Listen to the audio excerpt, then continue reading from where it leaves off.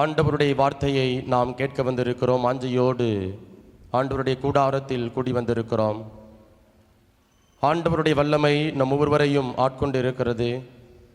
இந்த நாள் முழுவதுமாய் நம்மை ஆட்கொள்ளும்படியாய் ஆண்டவருடைய வார்த்தை இதயத்திற்குள்ளாய் கடந்து சென்று நம்முடைய இதயத்தில் இருக்கக்கூடிய எல்லா விதமான அழுக்குகளையும் தேவையில்லாத சிந்தனைகளையும் அப்புறப்படுத்தும்படியாய் இந்த நேரத்தில் நம்மையே நாம் ஒப்புக்கொடுப்போம். அன்பின் பரலோக பிதாவே, இதோ இந்த நாளில் ஆண்டவரே, உம்முடைய கூடாரத்தில் என் பிள்ளைகள் வாஞ்சையோடு உம்முடைய வார்த்தையை கேட்பதற்காக கூடி வந்திருக்கிறார்கள்.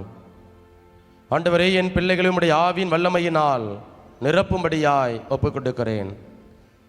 அன்பு தகப்பனே, அவர்களுக்கு தேவையான நல்ல சூழலை உருவாக்கி கொடுத்துள்ளபடியாய் மன்றாடுகிறேன். உங்கள் கவலைகளை எல்லாம் ஆண்டவரிடம் விட்டுவிடுங்கள், ஏனெனில் அவர் உங்கள் மேல் கவலை கொண்டுள்ளார் என்ற இறை வார்த்தைக்கு இணங்க இது தங்களுடைய குடும்ப பாரங்கள், கவலைகள் எல்லாவற்றையும் உம்முடைய பாதத்தில் அவர்கள் அர்ப்பணித்து விட்டு உடைய இறை வார்த்தையை ஆறுதல் கொடுக்கக்கூடிய, நம்பிக்கை கொடுக்கக்கூடிய, விடுதலை கொடுக்கக்கூடிய வார்த்தைக்கு செவிமடுக்க தேவையான நல்ல சூழலை இவர்கள் ஒவ்வொருவருக்கும் உருவாக்கி கொடுத்துள்ளபடியாய் மன்றாடுகிறோம். இந்த நாள் முழுவதும் எங்களோடு இரும் ஆண்டவரே. ஆவியின் வல்லமையினால், அக்னியினால் எங்களை நிரப்பும்படியாய் ஜெபிக்கிறோம். இவற்றையெல்லாம் எங்கள் ஆண்டவர் மீட்பருமான இயேசுவின் நாமத்தில் ஒப்புக் கொடுக்கிறோம். எங்கள் ஜெபம் கேளும் நல்ல தகப்பனே, ஆமென். அன்பிற்குரியவர்களே, எல்லாரும் எப்படி இருக்கிறீங்க? நல்லா இருக்கிறீங்களா? மகிழ்ச்சியாக இருக்கிறீங்களா? என்னப்பா சத்தமே இல்லை. மகிழ்ச்சியாக இருக்கிறீங்களா? கரங்களை தட்டி ஆண்டவருக்கு நாம் நன்றி செலுத்துவோம். உற்சாகமாக காலையிலே ஆண்டவருடைய வார்த்தை நாம் கேட்க வந்திருக்கிறோம்.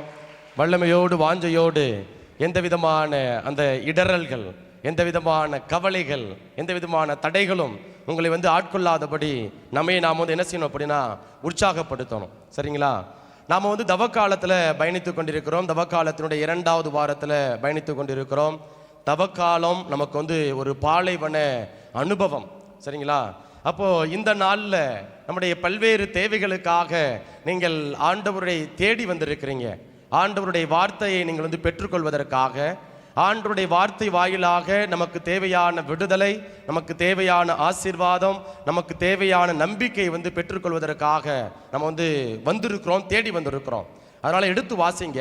பிலிப்பியருக்கு எழுதிய புத்தகம் அதிகாரம் 4 இறை வார்த்தை 19 எடுத்து வாசிங்க. பிலிப்பியருக்கு எழுதிய புத்தகம் அதிகாரம் 4 இறை வார்த்தை 19.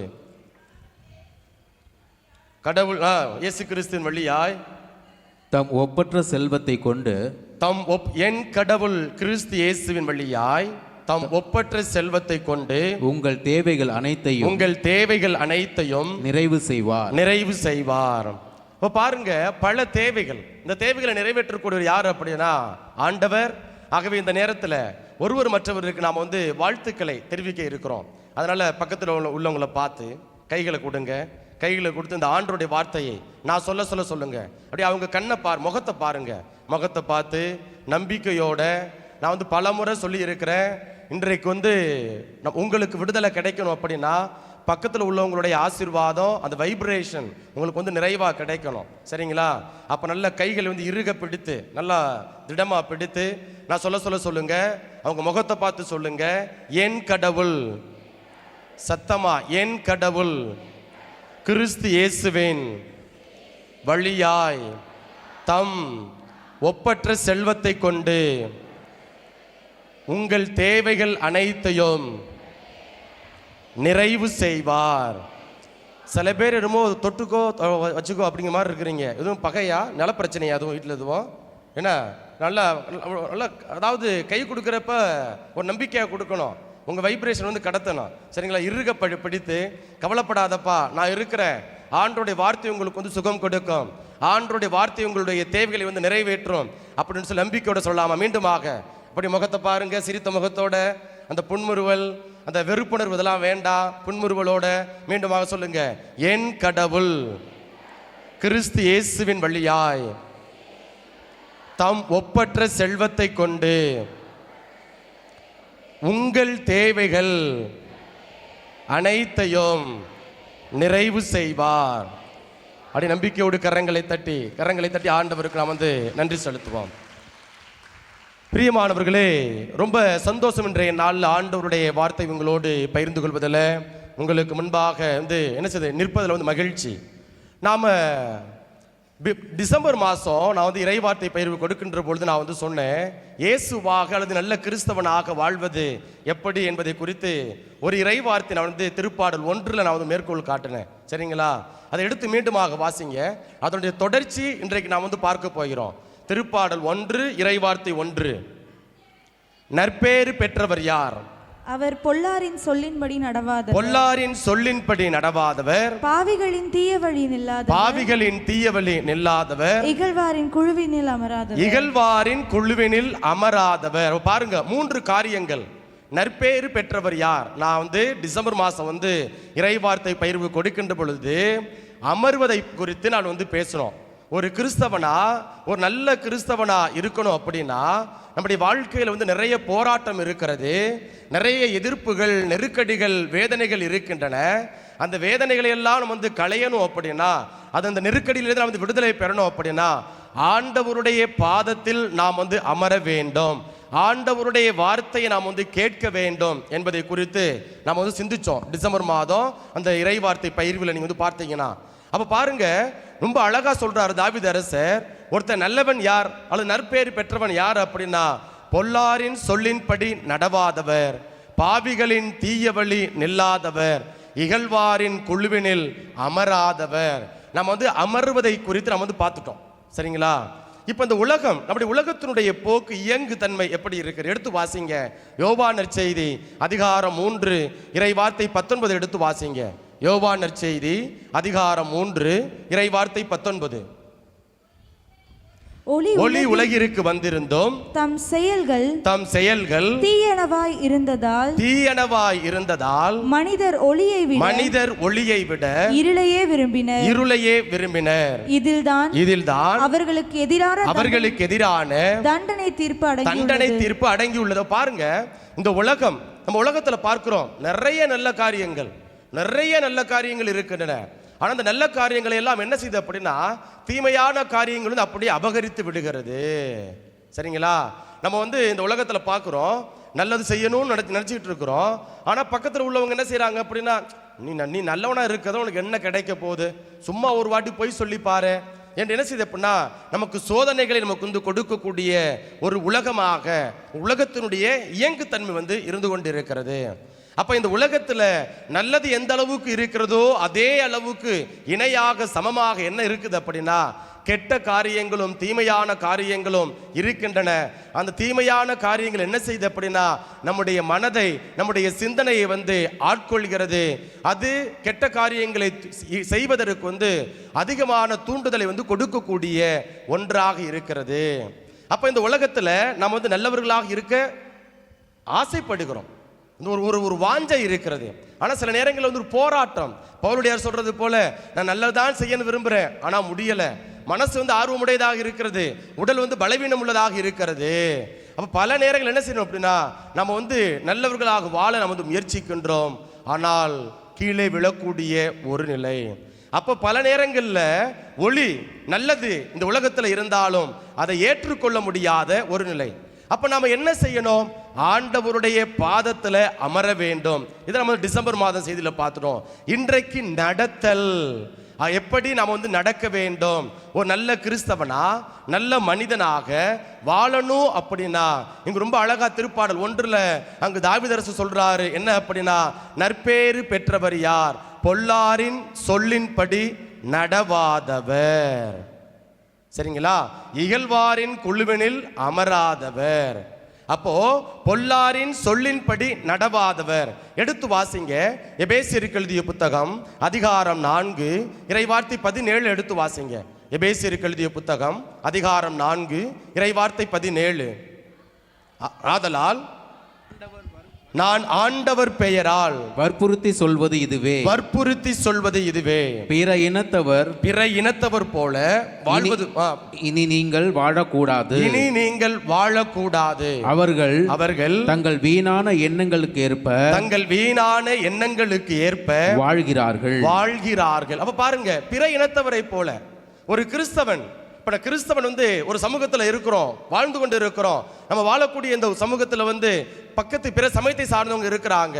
அப்ப அவங்களுக்கு முன்னாடி நம்மளை பார்த்த உடனே என்ன செய்யணும் அப்படின்னா, நம்முடைய வாழ்வை பார்த்த உடனே சொல்லணும், ஏ அப்பா இவங்க உண்மையான கிறிஸ்தவங்கப்பா என்று என்ன செய்யணும் அப்படின்னா, நம்முடைய வாழ்வை குறித்து அவர்கள் மெச்சிக்க வேண்டும், மெய்சில் இருக்க பேச வேண்டும். அப்போ பிற இனத்தவர் போல நம்ம என்ன செய்யக்கூடாது அப்படின்னா வாழக்கூடாது. சரிங்களா? எடுத்து வாசிங்க எபேசியருக்கு எழுதிய புத்தகம் அதிகாரம் 5 இறைவார்த்தை 15 எடுத்து வாசிங்க. எபேசியருக்கு எழுதிய புத்தகம் அதிகாரம் 5 இறைவார்த்தை 15. ஆகையால் உங்கள் நடத்தையை பற்றி மிகவும் கருத்தாயிருங்கள். ஞானமற்றவர்களாய் வாழாமல் ஞானத்தோடு வாழுங்கள். இப்ப இன்றைக்கு மருத்துவர்கள், இப்போ நமக்கு நிறைய பேத்துக்கு என்ன அப்படின்னா சுகர் இருக்கு, ப்ரெஷர் இருக்கு, அப்புறம் உடல் சார்ந்த நோய்கள் நமக்கெல்லாம் இருக்குது. சரிங்களா? அப்போ மருத்துவர்கள் நமக்கு என்ன சொல்றாங்க அப்படின்னா, குறைந்தது ஒரு 30 நிமிடம் நீங்க என்ன செய்யணும் அப்படின்னா, ஒரு நாளைக்கு நீங்க வாக்கிங் போங்க, நடந்து போங்க அப்படின்னு சொல்றாங்க. அப்போ நம்ம நடக்கலை அப்படின்னா, அல்லது உடற்பயிற்சி நம்ம செய்யலை அப்படின்னா, ஒரு 30 நிமிடம் அல்லது 20 நிமிடம் நம்ம உடற்பயிற்சி செய்யலை அப்படின்னா, நடக்கலை அப்படின்னா, நம்முடைய உடல்ல என்ன வருகிறது? என்னப்பா வருது? நோய் வருகிறது. தின்னு போட்டு அப்படியே பெருத்து தான் போனோம், உக்காந்தே கிடந்தான். தின்னுபட்டு உக்காந்து படுத்து கிடந்தோம் அப்படின்னா, 3 வேளைக்கு மூக்கு முட்டை தின்னுபட்டு என்ன உக்காந்தே கிடந்தோம் அப்படின்னா உடம்பு பெருத்து என்ன, அப்புறம் ஸ்ட்ரெச்சர்லாம் தூக்கிட்டு போனோம். சரிங்களா? அப்போ பாருங்க, நடக்கலை அப்படின்னா நம்முடைய உடல்ல நோய் வருகிறது. அப்ப மருத்துவர்கள் சொல்றாங்க என்ன அப்படின்னா, உங்க உடலை நீங்கள் நோயிலிருந்து காப்பாற்ற வேண்டுமா, உங்களுடைய உடலுக்கு புத்துணர்வு தேவையா, அப்ப நீங்க என்ன செய்யணும் அப்படின்னா, நீங்கள் குறைந்தது ஒரு நாளைக்கு 30 நிமிடம் நீங்கள் நடக்க வேண்டும். ஆக்டிவ், ஒரு பிரிஸ்க் வாக் நீங்க என்ன செய்யணும் அப்படின்னா, நீங்க நடக்கணும், சுறுசுறுப்பா நீங்க நடக்கணும் என்று நமக்கு என்ன செய்றாங்க, ரெக்கமெண்ட் பண்றாங்க. சரிங்களா? அப்ப நடக்கின்ற பொழுது நம்முடைய உடல் புத்துணர்வு பெறுகிறது. அப்புறம் நம்முடைய உடல் நோயிலிருந்து பாதுகாக்கப்படுகிறது. அப்புறம் நம்ம உடலை நம்ம அன்பு செய்கிறோம். இப்போ உடம்ப என்ன செய்யணும் அப்படின்னா, ஃபிட்டா வச்சுக்கணும்னு விரும்புகிறோம்.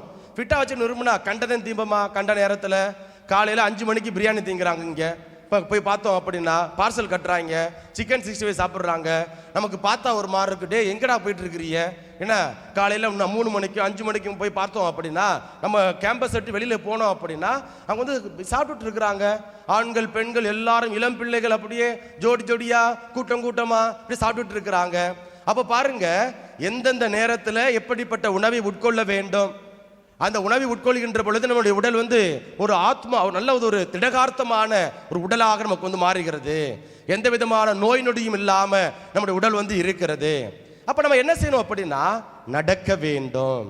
என் உடலை நான் அன்பு செய்கிறேன். என் உடலை நான் அன்பு செஞ்சேன் அப்படின்னா, நான் என்ன செய்யணும் அப்படின்னா, குறைந்தது ஒரு நாளைக்கு நான் 30 நிமிடம் நான் நடைப்பயிற்சி மேற்கொள்கின்றேன். அப்ப நம் நடக்கின்ற பொழுது நம்முடைய உடலை நாம் அன்பு செய்கிறோம். நாம புதுப்பொலிவுள்ள பிள்ளைகளாக மாறுகிறோம். நம்முடைய உடல் மாறுகிறது. அதற்கப்புறம் நோயிலிருந்து நாம் பாதுகாக்கப்படுகிறோம். அதே போல கடவுளுடைய வார்த்தையின்படி, கடவுளுடைய எதிர்பார்ப்பின்படி, கடவுளுடைய திருவுளத்தின்படி நாம நடக்கல அப்படின்னா, நம்முடைய வாழ்க்கையில என்ன நடக்கும் அப்படின்னா, தேவையில்லாத பிரச்சனைகள், தேவையில்லாத குழப்பங்கள், தேவையில்லாத நெருக்கடிகளை நாம சந்திக்க நேரிடும். Praise the lord. கரங்களை உயர்த்தி praise the lord, praise the lord, hallelujah, hallelujah. அப்போ பொல்லாரின் சொல்லின்படி நடவாதவர். இன்றைக்கு நாம யாருடைய வார்த்தையை கேட்கிறோம், யாருடைய வார்த்தையை கேட்கிறோம், யாருடைய வார்த்தையை கேட்டு நடக்கிறோம், அதான் முக்கியம். குடும்பத்தில் பிரச்சனை வருது அல்லது சமூகத்தில் பிரச்சனை வருது, யாரு சொல்லி யாரு கேட்கறது, அதானக்கு நடக்குது. நீ சொல்லி நான் கேட்கணுமாடா, உன் வேலையை பார்த்துட்டு போடா, நீ பெரிய யோக்கியனா என்று சொல்லக்கூடிய ஒரு மேட்டிமைத்தனம் நமக்குள்ள வந்து இருக்கிறது. அப்ப இன்றைக்கு குடும்பங்கள் வந்து சிதைந்து போய் கொண்டிருக்கின்றன. குடும்பங்கள் இன்னைக்கு வந்து சிதைந்து போய் கொண்டிருக்கின்றன. என்ன காரணம் அப்படின்னா, தவறான ஆலோசனைகளை வந்து கேட்கின்ற பொழுது, தவறான ஆலோசனைகள் வந்து கேட்கின்ற பொழுது நம்முடைய வாழ்க்கையில் வந்து என்ன நடக்குது அப்படின்னா, பல்வேறு விதமான பிரச்சனைகள். ஆண்டவருடைய வார்த்தையை வாசிக்கிறோம், ஆண்டவருடைய வார்த்தை ஒவ்வொரு வாரமும் வாசிக்கிறோம், தியானிக்கிறோம். உங்களுக்கு நேரம் கிடைக்கின்ற பொழுதெல்லாம் நீங்க வந்து என்ன செய்றீங்க அப்படின்னா, வாசிக்கிறீங்க, தியானிக்கிறீங்க. இதன்படி நடக்கிறீர்களா? இதன்படி நாம் நடக்கிறோமா? அல்லது வார்த்தை ஒன்றாக இருக்கிறதா, அல்லது செயல் ஒன்றாக பல நேரங்கள் வந்து ஒரு வெளிவேடத்தனமான இரட்டைத்தனமான வாழ்க்கை முறை. அப்போ நம்முடைய வாழ்க்கை, நம்முடைய வாழ்க்கையில பிரச்சனைகள் நம்ம வந்து சந்திக்கின்றோம் அப்படின்னா, இந்த பிரச்சனைகளுக்கு யார் காரணம்? நம்முடைய பல நேரங்கள் நம்ம கடவுள் வந்து திட்டிக்கிட்டே இருக்கிறோம். ஆனால் நம்ம என்ன செய்யறோம் அப்படின்னா, பொல்லாரின் சொல்லின்படி நடவாதவர். அப்போ பல நேரங்களில் இன்னைக்கு அம்மா அப்பாவை என்ன செய்யறாங்க அப்படின்னா, குடும்பத்தை வந்து கலைக்கக்கூடிய ஒரு நிலை. மகனை மருமகளை தாம் பக்கத்து இழுத்துக்கிறதுக்கு என்னென்ன சேட்டை பண்றாங்க, எவ்வளவு பிரச்சனை வருது. கணவன் மனைவி அவங்க ஒரு குடும்பம், அவங்க மகிழ்ச்சியா ஒரு பெற்றோரா நீங்க வந்து ஆலோசனை கொடுக்கணும், வழிகாட்டுதல் கொடுக்கணும், அதுல எந்த விதமான மாற்று கருத்தும் இல்லை. ஆனால் உங்களுடைய சிந்தனைகளை அவர்கள்ட்ட நம்ம திணிக்க முற்படுகின்ற பொழுது, நான் நினைக்கிறதா நீ செய்யணும், நான் கோடு போட்டா தாண்டக்கூடாது அப்போ நினைக்கின்ற பொழுது அங்கு பிரச்சனை வருகிறது. பொல்லாருன்னா என்ன செய்யக்கூடாது, கெட்ட வார்த்தை பேசுறவங்க மட்டும் கிடையாது, அல்லது வந்து கொலை செய்யறவங்க கிடையாது. இந்த மாதிரி சின்ன சின்ன சேட்டையெல்லாம் பண்ணிட்டு இருக்கோம் இல்லையா, அடுத்தவங்க வாழ்க்கையை வந்து கெடுக்கிறது, அடுத்தவங்க வாழ்க்கையை வந்து குளிபறிக்கிறது, இதெல்லாம் பொல்லாருடைய செயல்கள். அப்போ பொல்லாரின் சொல்லின்படி நடவாதவர். அதான் ரொம்ப அழகா பவுலர் சொல்றார். என்ன அப்படின்னா, உங்கள் நடத்தையை பற்றி மிகவும் கருத்தாயிருங்கள், ஞானமற்றவர்களாய் வாழாமல் ஞானத்தோடு வாழுங்கள் என்று ஆண்டவர் இன்றைய நாள் நமக்கு வந்து எடுத்துரைக்கிறார். அப்போ நல்ல ஒரு கிறிஸ்தவனா நான் வந்து வாழணும்ப்பா.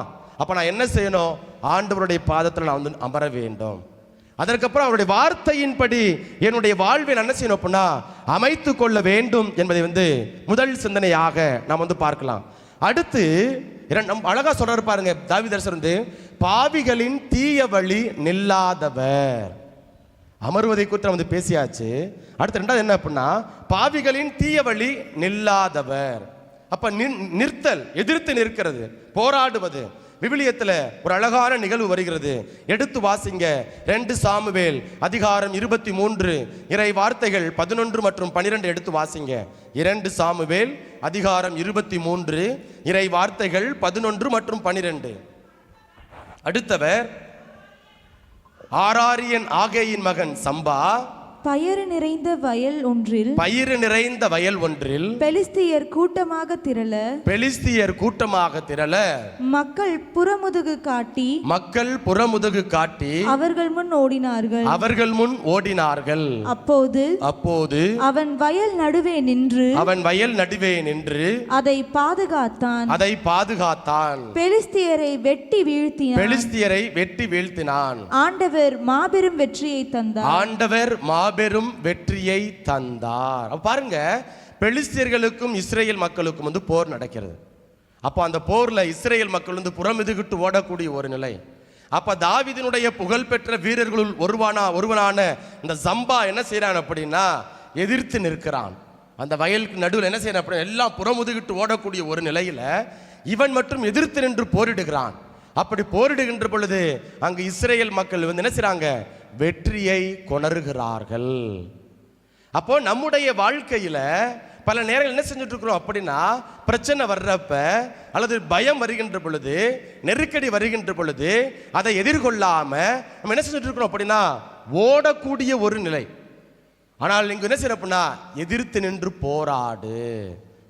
நின்று போராடு என்று நமக்கு வந்து ஆண்டவர் எடுத்துரைக்கிறார். அதுதான் இன்றைக்கு வந்து பவுலுடையார் வந்து என்ன சொன்னோம், எபேசியருக்கு எழுதிய புத்தகம் அதிகாரம் 6 இறை வார்த்தை 13 அதை எடுத்து மீண்டுமாக வாசிங்க.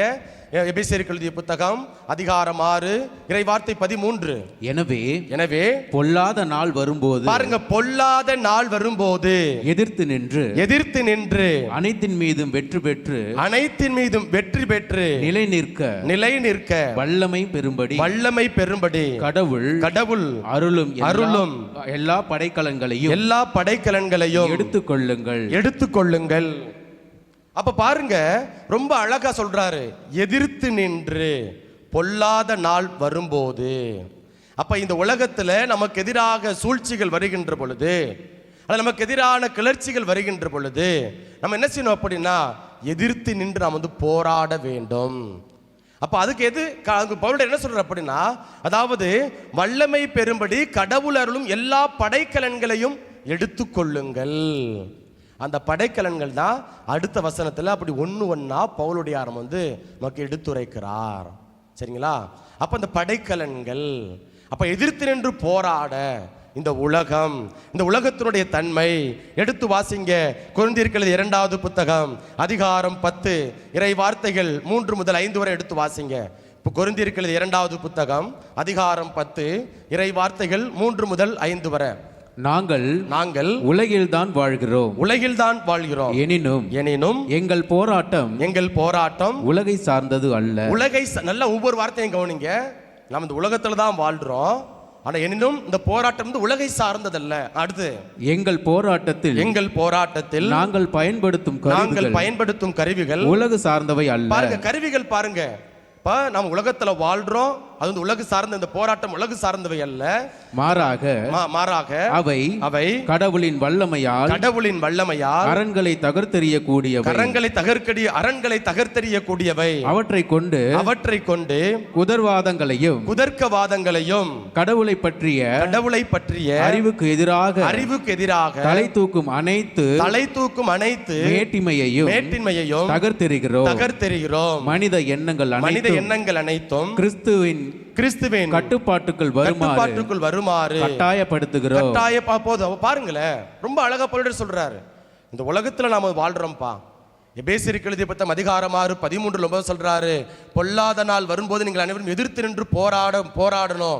அதற்கு தேவையான வல்லமையை படைக்கலன்களை ஆண்டவர் அருளுமாறு மன்றாடுங்கள் அப்படின்னு சொல்லி பவுலியார் சொல்றாரு. அதே போலுடைய கொரிந்தியர் 2வது புத்தகம் அதிகாரம் 10 இறை வார்த்தைகள் 3 முதல் 5 சொல்றார். என்ன அப்படின்னா, நம்ம இந்த உலகத்துல தான் வாழ்றோம், ஆனால் இந்த உலகத்தை சார்ந்தவர்கள் கிடையாது. இந்த உலகத்தில் நம்ம போராடி கொண்டு இருக்கிறோம். இந்த போராட்டம் என்ன அப்படின்னா, உலகத்தார் போராடக்கூடிய அந்த போராட்டம் அல்ல, மாறாக இது என்ன அப்படின்னா நம்முடைய நம்பிக்கை குறித்த ஒன்றாக இருக்கிறது. நம்முடைய வாழ்வை குறித்த ஒன்றாக, நம்முடைய ஆன்மீகத்தை குறித்த ஒன்றாக நமக்கு இருக்கிறது. இப்ப இது அப்படியே உலகுக்கு நாம் நம்ம என்ன செய்யலாம் அப்படின்னா ஒப்பிட்டு பார்க்கலாம். இப்போ ரஷ்யா உக்ரைன் போர், அப்புறம் இஸ்ரேல் பாலஸ்தீன் போர் நடக்கிறது. இப்போ பாருங்க, எனக்கு குண்டு எல்லாம் பாம்பு தான் போட்டுட்டு இருக்கிறாங்க. விமானத்திலிருந்து ராக்கெட் டக்குன்னு அப்படியே பயங்கரமாக இறக்கிக்கிட்டு இருக்கிறாங்க. அப்போது நாம் என்ன செய்யலை அப்படின்னா குண்டு மழை பொழியலை. கிறிஸ்தவர்கள் நாம் என்ன செய்யலை அப்படின்னா குண்டு மழை பொழியலை. சரிங்களா? அல்லது காலாட்படை, இந்த குதிரைப்படை, அப்படிலாம் படைகள்லாம் இருக்கிறது இல்லையா, கவசம் அணிந்து, மேலே தலை கவசம் அணிந்து, அதற்கப்புறம் மார்பு கவசம் அணிந்து, கேடயம் பிடித்து கொண்டு, வாள்களை ஏந்தி, அப்படி நம்ம என்ன செய்யலை அப்படின்னா நாம் போராடவில்லை. அப்படி நம்ம போராடலை. அப்போ நம்முடைய போராட்டம் எதை குறித்ததாக இருக்கிறது அப்படின்னா, நம்முடைய ஆன்மீக வாழ்வு, நம்முடைய நம்பிக்கை சார்ந்த ஒரு போராட்டத்தை குறிக்கிறது. அதை ரொம்ப அழகா பவுலர் சொல்றாரு பாருங்க. என்ன அப்படின்னா, அவற்றை கொண்டு குதர்க்கவாதங்களையும் கடவுளை பற்றி அறிவுக்கு எதிராக தலை தூக்கும் அனைத்து மேட்டின்மையும் தகர்த்தெறிகிறோம். அப்ப இன்றைக்கு கடவுளை குறித்த நிறைய தவறான போதனைகள் நமக்கு வருகிறது. இன்றைக்கு யூடியூப்ல போய் பார்த்தோம் அப்படின்னா, அப்பப்பா இஸ்லாம் சமயத்தை சார்ந்தவங்க, கிறிஸ்தவ சமயத்தை சார்ந்தவங்க, அதே போல இந்து சமயத்தை சார்ந்தவங்க, கிறிஸ்தவ சமயத்தை சார்ந்தவங்க, அந்த தர்க்கம் வாதம் நடக்கிறது. எந்த கடவுள் உண்மை? அன்றைக்கு என்ன அப்படின்னா இறை வார்த்தை பைபிளை படிக்கிறாங்க, பயங்கரமா படிச்சு வச்சிருக்கிறாங்க, கேள்விகளை கேட்கிறாங்க. அதே போல அவர்களுடைய புனிதர்களை படிக்கிறாங்க, கேள்விகளை கேட்கிறாங்க. அப்படி கேட்கின்ற பொழுது நிறைய குதர்க்கம், இந்த ஒரு விவாதங்கள் அங்கு எழக்கூடிய ஒரு நிலை. அப்ப எந்த கடவுள் பெரியவர் அல்லது யார் பெரியவர் என்கிற ஒரு சித்தாந்த ரீதியான ஒரு போராட்டம் இந்த உலகத்தில் நடைபெற்று கொண்டிருக்கிறது. இது ஒரு பக்கம். இன்னொரு பக்கம் கடவுள் இல்லை என்று சொல்லக்கூடிய இளம் பிள்ளைகள் ஏராளம். கடவுள் இல்லை என்று சொல்லக்கூடிய இளம் பிள்ளைகள் வந்து ஏராளம். என்ன கோயிலுக்கு போய் என்னத்தை கண்டோம்? இன்னைக்கு உங்க பிள்ளைங்க உங்களை பார்த்து கேட்கலாம், என்னம்மா வார வாரம் அருங்குடையிலத்துக்கு போற, வார வாரம் அருங்குடையிலத்துக்கு போற, நாள் முழுதும் அங்கதான் இருக்கிற, என்னத்தை நீ கண்ட, என்னத்தை நீ அனுபவிக்கிற, என்ன செய்யலாம் அப்படின்னா கடவுள் உனக்கு என்னத்தை செஞ்சுட்டாரு என்று உங்களுடைய பிள்ளைகளை என்ன செய்யலாம் அப்படின்னா உங்களை வந்து கேள்விக்கு உட்படுத்தலாம். அல்லது கடவுள் இல்லை என்கின்ற ஒரு போராட்டம், அது ஒரு வாக்குவாதம். யூடியூப்ல நம்முடைய என்ன சொல்ற அப்படின்னா ஆங்கிலத்தில் வந்து ஒரு காணொளி நான் வந்து பார்க்கிறேன். என்ன, கடவுள் நம்பிக்கை உடையவர்கள் கடவுள் நம்பிக்கை இல்லாத குழுவினர் வந்து உட்கார்ந்து இருக்கிறாங்க. அப்போ கடவுள் நம்பிக்கை உடையவர் வந்து சொல்றாரு, நான் வந்து இந்த உலகத்தை படைத்தவர் கடவுள், இந்த உலகத்தை வந்து கடவுள் தான் படைச்சாரு, நான் நம்புகின்றேன், ஐ பிலீவ் அப்படின்னு என்ன செய்யறாரு அப்படின்னா அவர் தன்னுடைய வாதத்தை வந்து முன்வைக்கின்றார். இப்ப கடவுள் நம்பிக்கை இல்லாதவங்க சொல்றாங்க என்ன அப்படின்னா இந்த பிக் பேங் தியரி. அப்போ ஒரு பெரும் வெடிப்பு வந்து இந்த உலகத்தில் வந்து நடைபெற்றது, அதில் தான் இந்த உலகம் வந்து படைக்கப்பட்டது, உண்டாக்கப்பட்டன அப்படின்னு சொல்லி என்ன செய்யறாங்க அப்படின்னா கடவுள் நம்பிக்கை இல்லாதவங்க அறிவியலை மையப்படுத்தக்கூடிய ஒரு நிலை. இப்போ கடவுள் நம்பிக்கையோட கேட்குறாங்க, இப்போ நான் உங்களால செய்ய முடியும் அப்படிங்கிறதுக்கு நீங்க என்ன சொல்லுவீங்க? அவங்க சொல்றாங்க கான்ஃபிடன்ஸ் என்று அவங்க சொல்றாங்க. இந்த வார்த்தையை கேட்ட உடனே இந்த கடவுள் நம்பிக்கையோட சொல்றாரு கான்ஃபிடன்ஸ். the word confidence வந்து கான்ஃபிதே என்கிற லத்தீன் மொழியிலிருந்து வருகிறது. ஃபீதே என்றால் நம்பிக்கை என்று பொருள், கான் என்றால் வித், அப்படின்னா வித் ஃபெய்த். அப்போ கான்ஃபிடன்ஸ் இந்த ஆங்கிலத்தில் சொன்னாலும் நான் நம்புறப்ப கான்ஃபிடென்ட்டா இருக்கிறியா, நம்பிக்கையா இருக்கிறியா நம்ம சொல்லுவோம், பிள்ளைங்கள்ட்ட வந்து நம்ம தடைப்படுத்துவோம். அப்போ அந்த கடவுள் நம்பிக்கை உடையவர் கடவுள் நம்பிக்கை இல்லாதவரை பார்த்து சொல்றாரு கான்ஃபிடன்ஸ் என்கிற அந்த வார்த்தையை நீங்க பயன்படுத்துறீங்க. ஒருவேளை நீங்கள் கடவுள் என்று நீங்கள் நம்பாமல் இருக்கலாம், ஆனால் இந்த கான்ஃபிடன்ஸ் என்ற அந்த வார்த்தை கான்ஃபீதே என்கிற லத்தீன் மொழியிலிருந்து வருகிறது. கான்ஃபீதே என்றால் வித் ஃபெய்த் என்ற அர்த்தம். அப்படி என்றால் நீங்கள் தெரிந்தோ தெரியாமலோ விரும்பியோ விரும்பாமலோ நீங்கள் நம்புகிறீர்கள், கடவுளை நம்புகிறீர்கள் என்று சொன்ன உடனே அந்த அரங்கத்தில் இருந்து என்ன செய்றாங்க அப்படின்னா கரங்களை தட்டி அவர் வந்து பாராட்டுகிறார்கள். அப்ப பாருங்க, இன்றைக்கு இந்த உலகத்தில் வந்து தர்க்கம் பயங்கரமா போயிட்டு இருக்குது.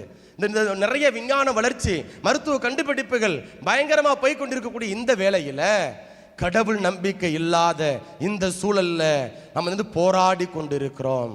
இந்த உலகில் நாம் வந்து போராடி கொண்டிருக்கிறோம். நாம கத்தி எடுக்கல, வாளை எடுக்கல, கேடயம் எடுக்கல, அதே போல என்ன செய்யப்பனா குண்டு போடல, நாம் வந்து போராடி கொண்டிருக்கிறோம்.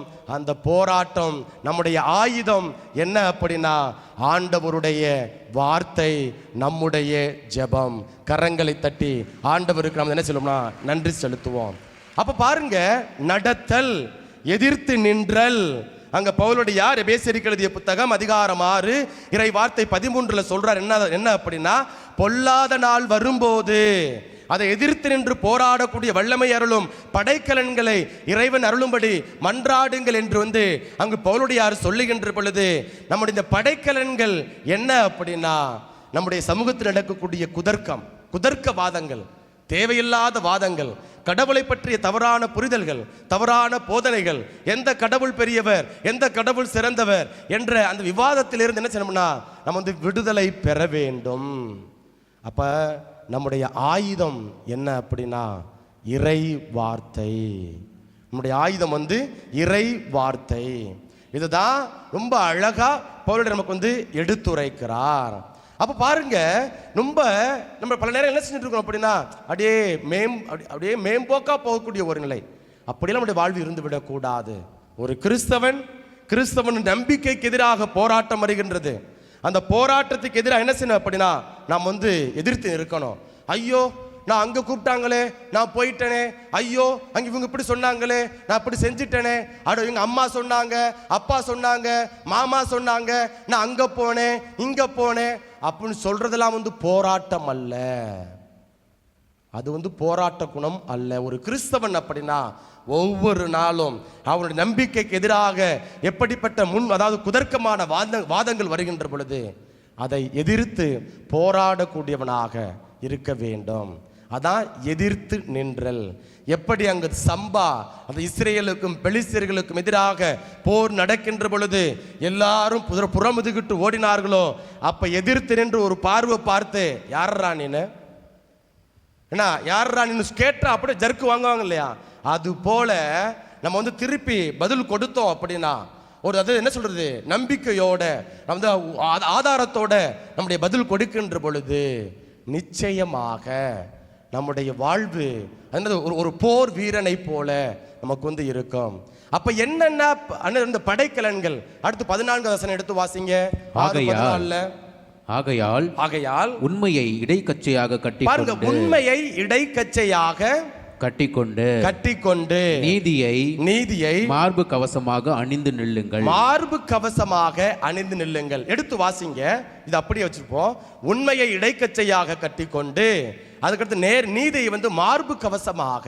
இப்போ ஒரு போர் வீரன் பார்க்கிறோம், அங்க என்ன செய்றாங்க அப்படின்னா புல்லட் ப்ரூஃப் பயன்படுத்துறாங்களா, போர் வீரர் பயன்படுத்துறாங்களா?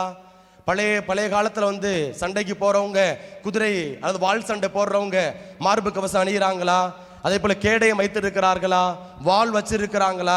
இன்றைக்கு துப்பாக்கி வச்சிருக்கிறாங்க. வாள்லாம் மாதிரி இன்றைக்கு கன் துப்பாக்கி வந்துருச்சு. மார்புல புல்லட் ப்ரூஃப் போடக்கூடிய ஒரு நிலை. அப்போ உண்மையை இடைக்கச்சையாக அணிந்து கொள்ளுங்கள். அப்ப உண்மைனா என்ன சொல்லுங்கப்பா, உண்மைனா என்ன? இறை வார்த்தை. எடுத்து வாசிங்க. திருப்பாடல் 119 இறை வார்த்தை 172 எடுத்து வாசிங்க. திருப்பாடல் 119 இறை வார்த்தை 172. உன் வாக்கை குறித்து என் நா பாடுவதாக, ஏனெனில் உன் கட்டளைகள் எல்லாம் நீதியானவை. பாருங்க, ரொம்ப சொல்றாரு பாருங்க. அப்ப நீதியானவை என்ன அப்படின்னா கடவுளுடைய கட்டளைகள். இப்ப நீதியை மார்பு கவசமாக அணிந்து கொள்ளுங்கள். அதான் வாசிக்கிறோம் இல்லையா? உண்மையை இடைக்கச்சையாகவும் நீதியை மார்பு கவசமாகவும். அப்ப ஆண்டவருடைய வார்த்தை என்ன செய்யணும் அப்படின்னா இதயத்தில் நாம் வைத்திருக்க வேண்டும். ஆண்டவருடைய கட்டளைகளை நம்ம என்ன செய்யணும் அப்படின்னா எப்படி புல்லட் ப்ரூஃப் போட்டிருக்காங்களோ, மார்பு கவசமாக அணிந்திருக்கிறார்களோ, அதே போல நம்ம என்ன செய்யணும் அப்படின்னா ஆண்டவருடைய வார்த்தையை நம்முடைய இதயத்திற்குள்ளாய் நம்ம வைக்க வேண்டும். இதை எங்க வாசிக்கின்றோம்? இணைச்சட்ட புத்தகம் அதிகாரம் 30-31 நினைக்கிறேன், 4 வரும். இணைச்சட்ட புத்தகம் எடுத்து வாசிங்க. அதிகாரம் 31 நினைக்கிறேன், அதெல்லாம் 4 எடுத்து வாசிங்க. 30 வாசிக்குமா? 30. நீ வானத்தின் கடையெல்லை வரை. சார் 11-14 வாசிங்க. 30, 11, 14. 11 முதல் 14. ஏனெனில் இன்று நான் உனக்கு கட்டளையிடும் இந்த கட்டளை உனக்கு புரியாதது இல்லை. உன்னிடமிருந்து வெகு தொலையிலும் இல்லை. நான் அதை கேட்டு நிறைவேற்றுமாறு நமக்காக யார் விண்ணகத்துக்கு போய் அதை கொண்டு வருவார் என்று நீ சொல்லாதவாறு அது விண்ணில் இல்லை. நாம் அதை கேட்டு நிறைவேற்றுமாறு நமக்காக யார் கடல் கடந்து சென்று அதை நம்மிடம் கொண்டு வருவார் என்று நீ சொல்லாதவாறு அது கடல்களுக்கு அப்பால் இல்லை. ஆனால் நீ அதை நிறைவேற்றுமாறு வார்த்தை உனக்கு மிக அருகில் உள்ளது. உன் வாயில் உன் இதயத்தில் உள்ளது. பாருங்க, அப்போ உண்மையை இடைக்கச்சையாகவும் நீதியை மார்பு கவசமாகவும். அப்போ அதான் திருப்பாடல் 119 இறைவார்த்தை 172 வாசிச்சோம். என்னா உமது புகழ் பாடுவதாக. ஏன் அப்படின்னா உம்முடைய கட்டளைகள் நீதியை எங்களுக்கு விளைவிக்கின்றன. அப்போ பார்க்கிறோம். அப்ப கடவுளுடைய கட்டளை நீதியானது. இப்ப கடவுளுடைய கட்டளை எங்க இருக்குது அப்படின்னா உன் அருகில் இருக்கிறது. கடல் கடந்த அப்பால் இல்ல, விண்ணகத்தில் இல்ல, அங்க இல்ல, இங்க இல்ல. அது எங்க இருக்குது அப்படின்னா உன் அருகில் இருக்கிறது, உன் வாயில் இருக்கிறது, உன் இதயத்தில் இருக்கிறது. Praise the lord. Hallelujah hallelujah hallelujah hallelujah. அப்போ நம்முடைய மார்பு கவசமாக நாம எதை அணிந்து கொள்ளணும் அப்படின்னா புல்லட் ப்ரூஃப் அல்ல, ஆண்டவருடைய வார்த்தையை நாம் என்ன செய்யணும் அப்படின்னா மார்பு கவசமாக அணிந்து கொள்ள வேண்டும். அந்த புல்லட் ப்ரூஃப் என்ன செய்யுது அப்படின்னா நம்முடைய உயிரை வந்து காக்கிறது. அது வெளியிலிருந்து வரக்கூடியது, வெளியிலிருந்து வரக்கூடிய ஆபத்திலிருந்து நம்ம வந்து காக்கிறது. இப்போ இந்த ஆண்டவருடைய வார்த்தை நம்முடைய இதயத்தை வந்து காக்கிறது. என்ன அப்படின்னா இந்த இதயத்துக்குள்ள என்ன இருக்குது? வன்மம் இருக்கிறது. இந்த இதயத்துக்குள்ள என்ன இருக்கிறது? போட்டி மனப்பான்மை இருக்கிறது. இந்த இதயத்துக்குள்ள என்ன இருக்கு? செருக்கு இருக்கிறது, ஆணவம் இருக்கிறது, மேட்டிமைத்தனம் இருக்கிறது, வெறுப்புணர்வு இருக்கிறது, தேவையில்லாத உடல் சார்ந்த கட்டுக்கடங்காத பாலுணர்வுகள் எல்லாம் எங்கிருந்து வருது அப்படின்னா நம்முடைய இதயத்திற்குள் இருந்து வருகிறது. அப்ப நம்முடைய இதயத்தை பாதுகாப்பதற்கு, வெளியிலிருந்து வரக்கூடிய அந்த ஆபத்துகளை பாதுகாப்பதற்கு எப்படி அங்கு வந்து மார்பு கவசம் அணியப்படுகிறதோ, கொடுக்கப்படுகிறதோ, அதே போல இதயத்தின் உள்ளிருந்து வரக்கூடிய எல்லா விதமான தீமையான எண்ணங்களிலிருந்து, எல்லா விதமான இக்கட்டுகளிலிருந்து, தவறான செயல்பாடுகளிலிருந்து, அல்லது உடல் சார்ந்த இச்சையிலிருந்து நம்மை விடுவிக்கணும் அப்படின்னா அது ஒன்றால் மட்டும்தான் முடியும், ஆண்டவருடைய வார்த்தையால் மட்டும்தான் முடியும். ஆகவே அந்த ஆண்டவருடைய வார்த்தையை நம்ம என்ன செய்யணும் அப்படின்னா மார்பு கவசமாக நாம் வந்து அணிந்து கொள்ள வேண்டும். அதே போல எப்படி நாம் வந்து உண்மையோடு வாழணும் எடுத்து வாசிங்க. கொரிந்தியருக்கு எழுதிய 2வது புத்தகம் அதிகாரம் 6 இறை வார்த்தை 4 எடுத்து வாசிங்க.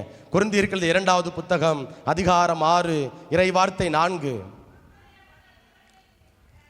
மாறாக அனைத்து சூழ்நிலைகளிலும் நாங்கள் கடவுளின் பணியாளர்கள் என்பதை எங்கள் நடத்தையால் காட்டுகிறோம். வேதனை, இடர், நெருக்கடி ஆகியவற்றை மிகுந்த மன உறுதியோடு தாங்கி வருகிறோம். அப்ப பாருங்க, பவுலடியாருடைய துன்பங்கள், பவுலடியார் தன்னுடைய பாடுகளை, துன்பங்கள்ல 2 அதிகாரங்கள் வந்து குறிப்பிடுகிறார், பட்டியலிடுகிறார். அதுல முதல்ல வந்து எங்க வாசிக்கிறோம் அப்படின்னா கொரிந்தியர்கள் 2வது புத்தகம் அதிகாரம் 6ல அந்த அதிகாரம் முழுவதும் நீங்க படிச்சு பார்த்தீங்க அப்படின்னா பவுலுடையார் வந்து எப்படி துன்பப்பட்டார், வேதனைகளை அடைந்தார் என்பதை எடுத்துரைக்கிறார்.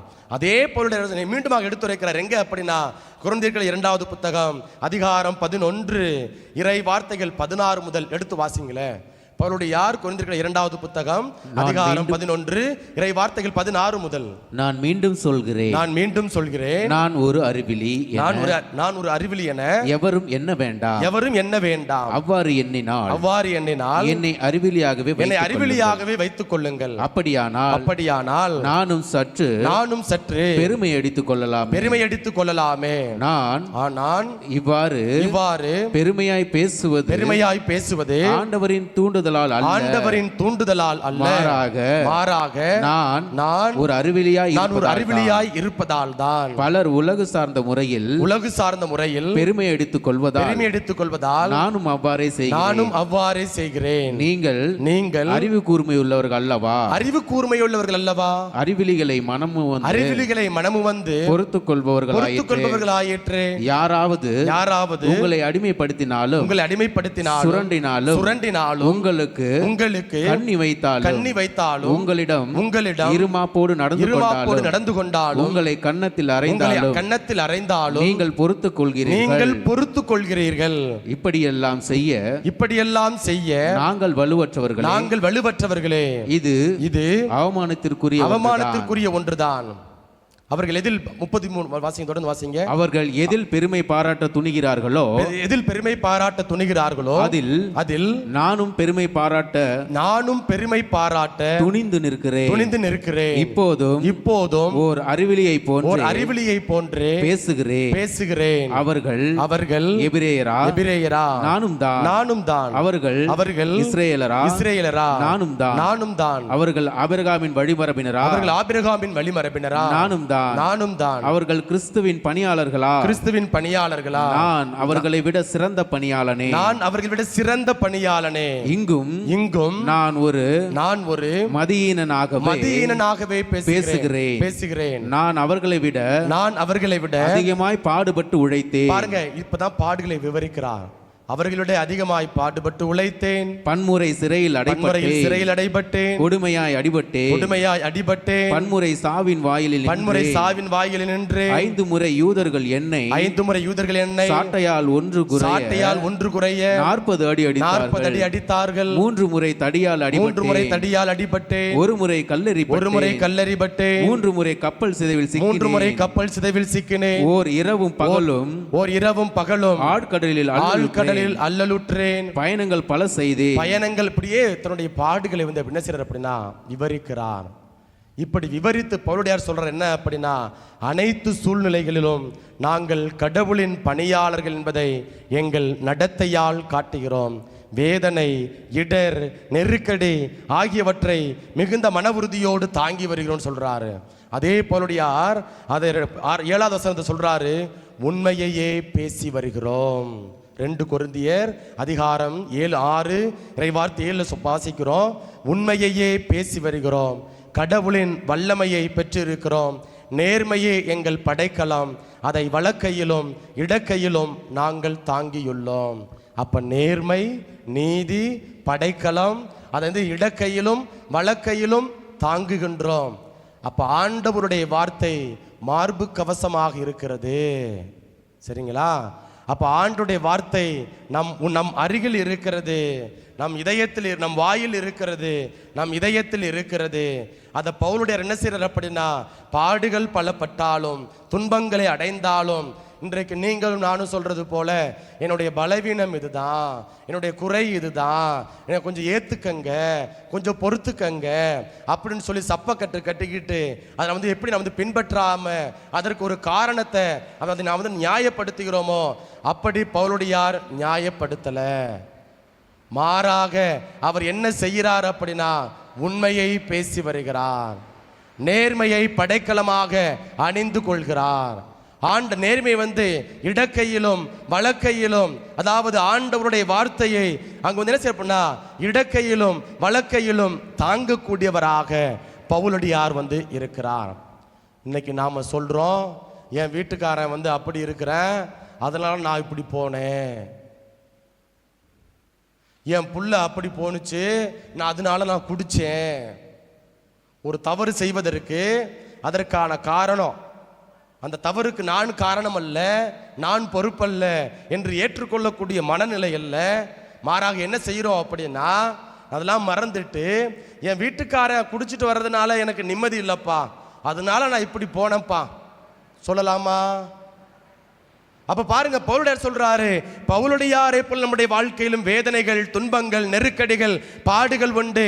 அந்த எப்படி பாடுகள் வந்தாலும் பவுலடியாரே போல் என்ன செய்யணும் அப்படின்னா, நாம உண்மையை பேசக்கூடிய பிள்ளையாக, நேர்மையை நம்ம வந்து என்ன செய்யணும் அப்படின்னா படைக்கலமாக கொண்டிருக்கக்கூடிய பிள்ளைகளாக நாம் வந்து வாழ வேண்டும். இதை தான் எபேசியருக்கு எழுதிய புத்தகம் அதிகாரம் 6 இறை வார்த்தை 13 வாசிக்கின்றோம். 13-14 படைக்கலமாக என்ன சொல்றாங்க, முதல்ல வந்து உண்மையை இடைக்கச்சையாக கொண்டு, நேர்மையை வந்து என்ன செய்யணும், மார்பு கவசமாக அணிந்து கொள்ளுங்கள். அப்போ ஒரு கிறிஸ்தவன், ஒரு கிறிஸ்தவள் நம்ம என்ன செய்யணும் அப்படின்னா, இந்த உலகத்தில் வந்து போராடி கொண்டு இருக்கிறோம். இந்த போராட்டத்தில் என்ன செய்யணும் அப்படின்னா சப்பக்கட்டு கட்டக்கூடாது. நம்முடைய தவறுகளுக்கு, நம்முடைய குற்றங்களுக்கு நம்ம வந்து நியாயப்படுத்தக்கூடாது. பவுலுடையாரை போல நம்ம துன்பப்படலை, அவருடைய பாடுகள் வந்து வாசிக்க கேட்டோம். பன்முறை நான் வந்து துன்பப்பட்டேன், அடிப்பட்டேன், சாட்டையால் அடிக்கப்பட்டேன், நான் வந்து பயணப்பட்டேன் அப்படிலாம் சொல்றாரு. வந்து இவ்வளவு பாடுகள் அடைந்தாலும் பவுலுடையார் சொல்றாரு, நாங்கள் உண்மையையே பேசி வருகிறோம், நேர்மையை படைக்கலமாக என்ன செய்யணும்னா நாங்கள் அணிந்து கொள்கிறோம். அப்போ நாமளும் நம்முடைய வாழ்க்கையில போராட்டங்கள் வருகின்ற பொழுது, நெருக்கடிகள் வருகின்ற பொழுது, ஆண்டவரே நாங்கள் உண்மையை இடைக்கச்சையாக அணிந்து கொண்டு, அதே போல நேர்மையை, நம்முடைய வார்த்தையை என்னுடைய இதயத்தில் தாங்கி, நம்முடைய வார்த்தையை என்னுடைய இதயத்தில் தாங்கி அதை வெளிப்படுத்தக்கூடிய பிள்ளைகளாக, அதை என்னுடைய 2 கரங்களிலும் வலக்கையிலும் இடக்கையிலும் நம்முடைய இறை வார்த்தையை தாங்கக்கூடிய பிள்ளைகளாக வாழ வேண்டிய அருளை, ஆற்றலை தாரும் என்று சொல்லி அப்படி அனைவரும் எழுந்து நின்று இந்த பாடல் வாயிலாக நம்மையே நாம் ஒப்பு கொடுத்து ஜெபிப்போம்.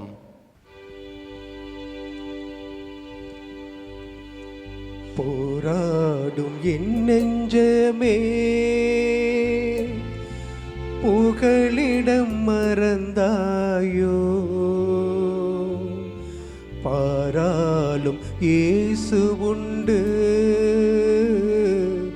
பதராதே மனமே. போராடும் என் நெஞ்சமே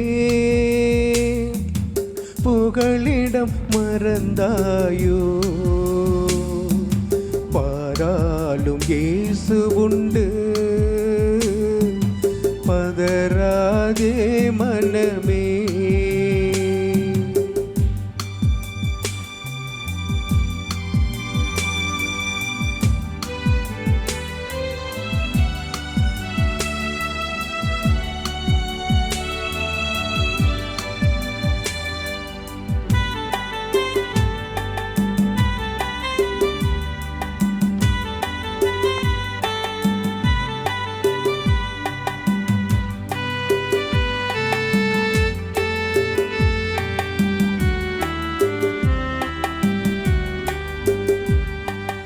அலைக்கடல் நடுவினிலே அமிழ்ந்து போகின்றாயோ, அலைக்கடல் நடுவினிலே அமிழ்ந்து போகின்றாயோ, கரம் நீட்டும் இயேசுவை பார், கரை சேர்க்கும் துணையவரே, கரம் நீட்டும் இயேசுவை பார், கரை சேர்க்கும் துணையவரே. ஆனந்தம் பேரானந்தம் என் அருள்நாதர் சமூகத்திலே, ஆனந்தம் பேரானந்தம் என் அருள்நாதர் சமூகத்திலே. போராடும் என் நெஞ்சமே புகலிடம் மறந்தாயோ, பாராலும் இயேசு உண்டு பதராதே மனமே.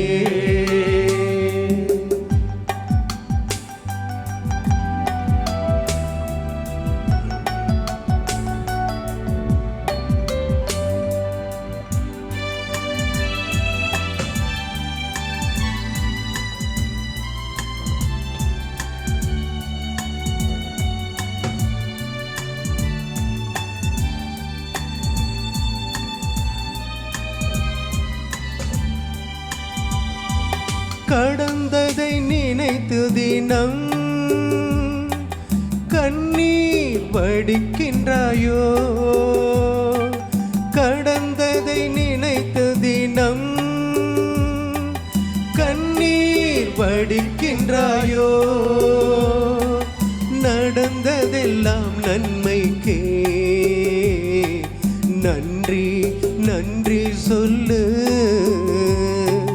நடந்ததெல்லாம் நன்மைக்கே நன்றி நன்றி சொல்லு. ஆனந்தம் பேரானந்தம் என் அருள்நாதர் சமூகத்திலே, ஆனந்தம் பேரானந்தம் என் அருள்நாதர் சமூகத்திலே. போராடும் என் நெஞ்சமே புகலிடம் மறந்தாயோ, பாராலும் இயேசு உண்டு பதராதே மனமே, பதராதே மனமே, பதராதே மனமே. Praise the Lord. கரங்களை உயர்த்தி praise the Lord. ஹல்லேலூயா, ஹல்லேலூயா, ஹல்லேலூயா, ஹல்லேலூயா. அப்படி அனைவரும் அமர்ந்து கொள்வோம். பிரியமானவர்களே, நாம் இதுவரை அதாவது நம்முடைய வாழ்வு எப்படி எதிர்த்து நிற்க வேண்டும், இந்த உலகத்தினுடைய தீய சக்திகளுக்கு எதிராக நம்முடைய வாழ்வில் ஏற்படக்கூடிய போராட்டங்கள், குறிப்பாக ஆன்மீகம் சார்ந்த அந்த போராட்டங்கள் வருகின்ற பொழுது நாம் வந்து புறமிதையிட்டு ஓடாமல் என்ன செய்யணும் அப்படின்னா, ஆண்டவர் கொடுக்கக்கூடிய இந்த படைக்கலன்கள் உண்மையை இடைக்கச்சையாக நம்ம வந்து அணிந்து கொள்ள வேண்டும். அது பவுலுடையாரை போல் நம்ம வந்து வாழ வேண்டும். அதற்கப்புறம் வந்து நீதியை மார்பு கவசமாக நம்ம வந்து அணிந்து கொள்ள வேண்டும். ஏன்னா இதயத்தில் இருக்கக்கூடியதான் என்ன அப்படின்னா, நம்முடைய எண்ணங்களை வந்து இதயத்திலிருந்து தான் தீமையான காரியங்கள் பல நேரங்களில் வெளியிலிருந்து எதுவும் நமக்கு தீட்டுப்படுத்தாது, உள்ளிருந்து வரக்கூடியதான் நமக்கு வந்து தீட்டுப்படுத்துகின்றன அப்படின்னு நம்ம வாசிக்கின்றோம். அப்போது இதயத்திலிருந்து வரக்கூடிய பல நேரங்களில் அந்த வன்மம், பழிவாங்கக்கூடிய எண்ணம், விட்டு கொடுக்க முடியாத நிலைகள், கடின உள்ளம், இது எல்லாம் வந்து வெளியிலிருந்து வரல, உள்ளுக்குள்ளிருந்து தான் வருது. அதை வந்து அப்புறப்படுத்தணும் அப்படின்னா ஆண்டவருடைய வார்த்தையை நாம் வந்து மார்பு கவசமாக அணிந்து கொள்ள வேண்டும் என்பதை குறித்து நாம் வந்து சிந்திக்கிறோம். மூன்றாவதாக அங்கே ரொம்ப பவுலுடையார் எபேசியருக்கு எழுதிய புத்தகம் அதிகாரம் 6 14வது வசனத்தில் மூன்றாவது இதை நாம் வந்து அணிய சொல்லியிருக்கிறாரு. அமைதியை அருளும் நற்செய்தியை அறிவிப்பதற்கான ஆயத்த நிலையை உங்கள் காலில் மிதியடிகளாக போட்டுக்கொள்ளுங்கள். எடுத்து வாசிங்க. எசாயா புத்தகம் அதிகாரம் 52 இறைவார்த்தை 7 எடுத்து வாசிங்க. எசாயா புத்தகம் அதிகாரம் 52 இறைவார்த்தை 7. நற்செய்தி அறிவிப்போரேன் நல்வாழ்வை பலப்படுத்தவும் நலம் தரும் செய்தியை உரைக்கவும் விடுதலையை பறைசாற்றவும் சீயோனை நோக்கி உன் கடவுள் அரசாளுகின்றார் என்று கூறவும் வருவோனின் பாதங்கள் மலைகள் மேல் எத்துணை அழகாய் இருக்கின்றன. இதே சிந்தனையை நம்ம ரோமேயருக்கு எழுதிய புத்தகம் அதிகாரம் 10 இறைவார்த்தை 15 வாசிக்கலாம். எடுத்து வாசிங்க. இதே சிந்தனை, நற்செய்தி அறிவிப்போரின் பாதங்கள் எத்துணை அழகாக இருக்கின்றன. அப்ப பாருங்க, இங்கு அழகா பவுலுடையார் சொல்றாரு எபேசியருக்கு எழுதிய புத்தகத்துல அதிகாரம் 6 அதாவது 14 மற்றும் 15 சொல்றாரு என்ன அப்படின்னா, மீண்டுமாக வாசிங்க. அமைதியை அருளும் நற்செய்தியை அறிவிப்பதற்கான ஆயத்த நிலையை உங்கள் காலில் மிதியடிகளாக போட்டுக்கொள்ளுங்கள். எப்பா ஆண்டவருடைய வார்த்தை நீ மார்பு கவசமா நீ வந்து அணிஞ்சிருக்கிற, சரிங்களா? ஆண்டவருடைய வார்த்தையை நீ மார்பு கவசமா அணிஞ்சிருக்கிற, உண்மையை நீ வந்து இடைக்கச்சையாக நீ வந்து அணிந்திருக்கிற, அதனை இடக்கையிலும் வழக்கையிலும் என்ன செய்யணும் அப்படின்னா நீ சுமந்து கொண்டு இருக்கிறாய். பவுலுடையாரை போல அதை நீ உனக்குள்ளாக நீ வைத்திருக்க கூடாது.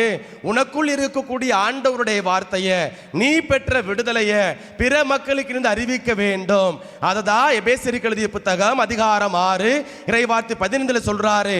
அமைதியை அருளும் நற்செய்தியை அறிவிப்பதற்கான ஆயத்த நிலையை உங்கள் காலில் மிதியடிகளாக போட்டுக்கொள்ளுங்கள். இது ரொம்ப அழகா அங்க எசையா புத்தகம் அதிகாரம் 52:7 அப்படி எடுத்து வாசிங்க. மீண்டுமாக எடுத்து வாசிங்க. எசையா புத்தகம் அதிகாரம் 52 இறை வார்த்தை 7 பாருங்க. அமைதி அருளும் அங்க 6:15 வாசிக்கின்றோம். இங்க நற்செய்தியை அறிவிக்கவும் அடுத்து நல்வாழ்வை பலப்படுத்தவும். பாருங்க, எங்கு மக்கள் வந்து சோகத்துல இருக்கிறாங்களோ, எங்கே மக்கள் வந்து பிரச்சனை இருக்கிறாங்களோ, அங்க நலம் தரும் நற்செய்தி அறிவிக்கவும். நீ உன்னுடைய வாழ்க்கை வந்து போராட்டமாக இருக்கிறதா, உன் வாழ்க்கை வந்து சோதனைக்குள்ளாக இருக்கிறதா, உன் வாழ்க்கையில பல பிரச்சனைகள் இருக்கின்றதா, கவலைப்படாத என்று சொல்வேன். உன் வாழ்வை, அடுத்தவருடைய வாழ்வை நலப்படுத்தவும் பலப்படுத்தவும். அடுத்து பாருங்க, நலம் தரும் செய்தியை உரைக்கவும். டேய் கவலைப்படாதப்பா, பைபிள் அதான சொல்லுது, ஆண்டோட வார்த்தை அதான சொல்லுது. அஞ்சாதே, நான் உன்னோடு இருக்கிறேன், கலங்காதே, நான் உன் கடவுள், நான் உனக்கு வலிமை அளிப்பேன், என் நீதியின் வழக்கரத்தால் உம்மை தாங்கிக் கொள்வேன். அப்ப நலம் தரும் வார்த்தைகள் சொல்கிறதா அல்லவா? அதான் சொல்றோம் வந்து நலம் தரும் செய்தியை உரைக்கவும், அடுத்து விடுதலையை பறைசாற்றவும். ஆண்டவர் லூக்கா நற்செய்தி அதிகாரம் 4 வாசிக்கின்றோம் அல்லவா? ஆண்டவரின் ஆவி என் மேல் உள்ளது. அப்ப பாருங்க, ரொம்ப அழகா பட்டியலிடுகிறார். அப்ப இங்க பாருங்க, விடுதலையை பறைசாற்றவும், சீயோனை நோக்கி உன் கடவுள் உன்னோட இருக்கிறாரு, உன் கடவுள் உன்னோட இருக்கிறாரு என்ற அமைதியை அருளக்கூடிய நற்செய்தியை அறிவிப்பதற்காக என்ன செய்றார் அப்படின்னா, ஆண்டவர் நம்மை இந்த உலகத்துல உருவாக்கி இருக்கிறார். அவருடைய உருவிலும் சாயலுமாக படைத்திருக்கிறார். அப்போ ஆண்டவருடைய வார்த்தை நம்முடைய இதயத்துக்குள்ள இருக்கு, மார்பு கவசமாக இருக்கிறது. அப்ப நம்முடைய இதயம் தூய்மைப்படுத்தப்படுகிறது. தூய்மைப்படுத்தப்பட்ட உடனே தான் என்ன நடக்குது அப்படின்னா அது பிறருக்கு அறிவிக்கப்படுகிறது. ஒவ்வொரு இறைவாக்கினரும் அதை தான் செய்யறாங்க. ஒவ்வொரு இறைவாக்கினரும் என்கிட்ட என்ன இருக்குதோ நான் உங்கள்கிட்ட கொடுக்குறேன், உங்கள்கிட்ட என்ன இருக்குதோ நீ என்கிட்ட கொடுக்குறீங்க. சண்டை போடுறீங்க, சண்டை போடுறோம், திட்டுறோம், கெட்ட வார்த்தை சொல்றோம், எதிர்மறையான உணர்வுகளை வெளிப்படுத்துறோம். அப்போ நம்ம கிட்ட எதிர்மறையான உணர்வுகள் அதிகமாக இருக்கின்ற பொழுது பக்கத்தில் இருக்கிறவங்களை பார்த்தோம் என்ன சொல்லுவோம், எதிர்மறையான உணர்வு வருகிறது. உன்னை பார்த்தா என்ன அப்படி பத்திக்கிட்டு வருதுங்க, என் மூஞ்சிலே முழிக்காத சொல்றமா இல்லையா? இன்னமோ சொல்லாதது மாதிரியே கம்முன்னு உட்காந்து இருக்கிறீங்க. அவ பாருங்க, உன்னை பார்த்த பத்திக்கிட்டு வருதுங்க, வயிறுலாம் அப்படியே கொதிக்குது என்ன. அப்ப பாருங்க உள்ளுக்குள்ள அவ்வளோ கோபம். எப்படா கிடப்பேன், வர்றத பார்த்துக்கலாம்டா, வாங்கி விட்டுலாம்டா. அப்ப பாருங்க ஆண்டவர் சொல்றாரு அமைதியை அருளும். இப்ப வாசிங்க மீண்டுமாக 6:15 வாசிங்க. எபேசியர் 6:15. அமைதியை அருளும், அமைதி அருளும், நற்செய்தியை அறிவிப்பதற்கான ஆயத்த நிலையை உங்கள் காலில் மிதியடிகளாக போட்டுக்கொள்ளுங்கள். அன்னை மரியாள் நடந்து போனாங்க, எலிசபெத் அம்மாவை சந்திச்சாங்க. என்ன சொன்னாங்க? நல்ல வார்த்தையை சொன்னாங்க. நல்லா அம்மா சந்திச்ச உடனே அங்க அம்மாவுக்கு வைப்ரேஷன் அங்க தூக்கி அடிக்குது, வயிற்றுல குழந்தை துள்ளி குதிக்கிறது. நம்ம போன உடனே வீட்டு சொந்தக்காரங்க வீட்டுக்கு போறப்ப நம்மளை பார்த்த உடனே வைப்ரேஷன் வரணும். அப்படியே பார்த்த உடனே ஒரே ரோட்டுக்கு வந்துடணும். எங்க அத்தை வர்றாங்க, மாமா வர்றாங்க, பெரியப்பா வர்றாங்க, பெரியம்மா வர்றாங்கன்னு துள்ளி குதிச்சு முடியாறணும்.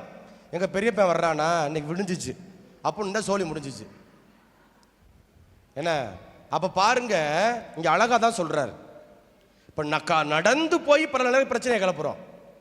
நடந்து போய் காசு செலவு பண்ணி போய் நீ ஏன்டா என்னைய கூப்பிடல, அப்ப பிரச்சனையை பண்றமா இல்லையா? அப்ப இங்கு பாரு ரொம்ப அழகா சொல்றாரு, அமைதியை அருளும் நற்செய்தியை அறிவிப்பதற்கான ஆயத்த நிலையை உங்கள் காலில் மிதியடிகளில் போட்டுக்கொள்ளுங்கள்.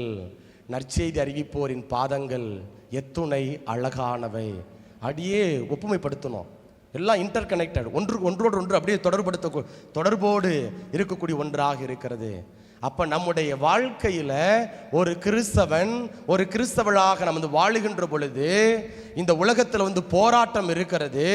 அப்ப இயேசுவாக வாழணும் அப்படின்னா நம்மளுடைய பாதத்தில் அமர வேண்டும், நம்முடைய நடத்தை நாம் சோதித்து அறிய வேண்டும். மூன்றாவதாக எதிர்த்து நிற்க வேண்டும், தீமை எதிர்த்து நாம் நிற்க வேண்டும்.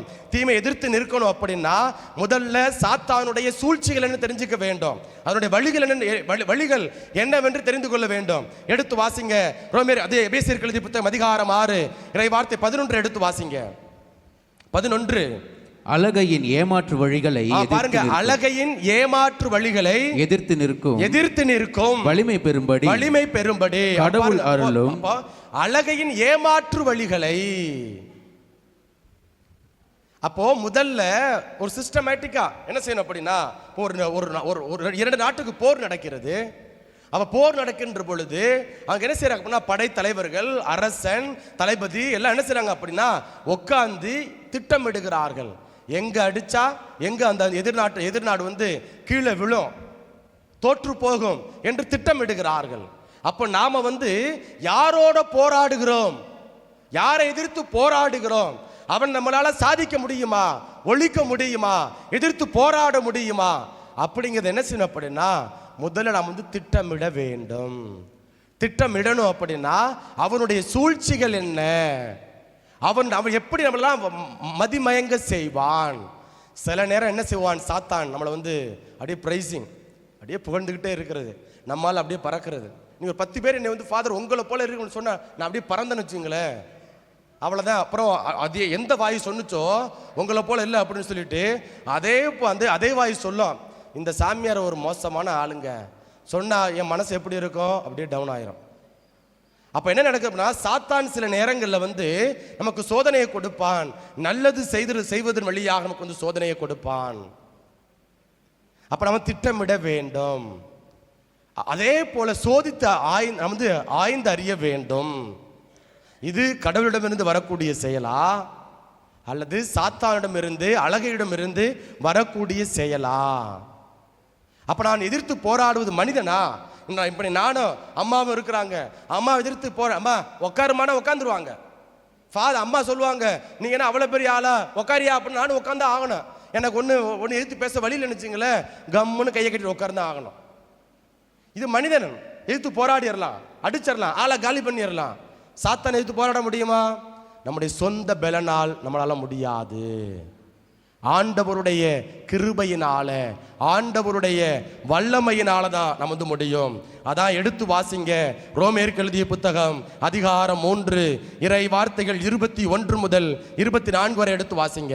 ரோமேயருக்கு எழுதிய புத்தகம் அதிகாரம் 3 இறை வார்த்தைகள் 21 முதல் 24 வரை. இப்பொழுதோ கடவுள் மனிதரை தமக்கு ஏற்புடையவராக்கும் செயலுக்கும் திருச்சட்டத்துக்கும் தொடர்பு இல்லை என்பது வெளியாக்கப்பட்டுள்ளது. திருச்சட்டமும் இறைவாக்குகளும் இதற்கு சான்று பகர்கின்றன. இயேசு கிறிஸ்துவின் மீது கொள்ளும் நம்பிக்கையின் வழியாய் கடவுள் மனிதரை ஏற்புடையவராக்குகிறார். கடவுள் என்ன செய்யறார் அப்படின்னா, மனிதரை நம்ம எல்லாத்தையும் அவருக்கு ஏற்புடையவர் ஆக்குகிறார். எப்ப அப்படின்னா, அவர் மீது நம்பிக்கை கொள்ளுகின்ற பொழுது. அடுத்து வாசிங்க. நம்பிக்கை கொள்வோர் அனைவரையுமே அவர் ஏற்புடையவர் ஆக்குகிறார். அவர் வேறுபாடு காட்டுவதில்லை. ஏனெனில் எல்லோருமே பாவம் செய்து கடவுள் கொடுத்த மேன்மையை இழந்து போயினர். ஆயினும் அனைவரும் கிறிஸ்து இயேசு நிறைவேற்றிய மீட்பு செயலின் மூலம் கடவுளுடைய அருளால் இலவசமாய் அவருக்கு ஏற்புடையவர் ஆக்கப்படுகின்றனர். பாருங்க, கடவுள் தான் நமக்கு அருளை கொடுத்திருக்கிறார். இப்ப மனிதனை எதிர்த்து போராட பல நேரங்களில் நம்முடைய சொந்த பலன் ஆற்றல் வலிமையினால் என்ன செஞ்சிடலாம் அப்படின்னா, ஆளை காலி பண்ணிடலாம், நம்ம தோற்கடிக்க வச்சிடலாம். ஆனால் அழகையை நம்மால் எதிர்த்து போரிட வேண்டும் அப்படின்னா அது நம்முடைய சொந்த பலனால முடியாது. மாறாக கடவுளுடைய கிருபையினால் தான் நமக்கு முடியும். இததான் பவுலுடைய எபேசியருக்கு எழுதிய புத்தகம் அதிகாரம் 6 15 தொடர்ந்து வாசிங்க. 16வது வசனம் வாசிங்க. என் நிலையிலும் நம்பிக்கை என்னும் கேடயத்தை பிடித்துக் கொள்ளுங்கள். அதை கொண்டு தீயோனின் தீக்கணைகளை எல்லாம் அணைத்து விட முடியும். பாருங்க, நம்பிக்கை என்னும் என் நிலையிலும் உன்னுடைய வாழ்க்கையில போராட்டமா, உன்னுடைய வாழ்க்கையில தோல்வியா, உன்னுடைய வாழ்க்கையில உடல் சார்ந்த பிரச்சனைகளா, உன்னுடைய வாழ்க்கையில எது பல்வேறு விதமான தடைகளா, கவலைப்படாத. ஆண்டவர் சொல்றாரு, பவுலுடையார் சொல்றாரு, என் நிலையிலும் நம்பிக்கை என்னும் கேடயத்தை பிடித்துக் கொள்ளுங்கள். அதை கொண்டு தீயோனின் தீக்கணைகளை அணைத்து விட முடியும். இப்போ என்னுடைய கேள்வி, நம்பிக்கைனா என்ன? எத்தனை வாட்டி கேட்டிருப்போம் சொல்லுங்க.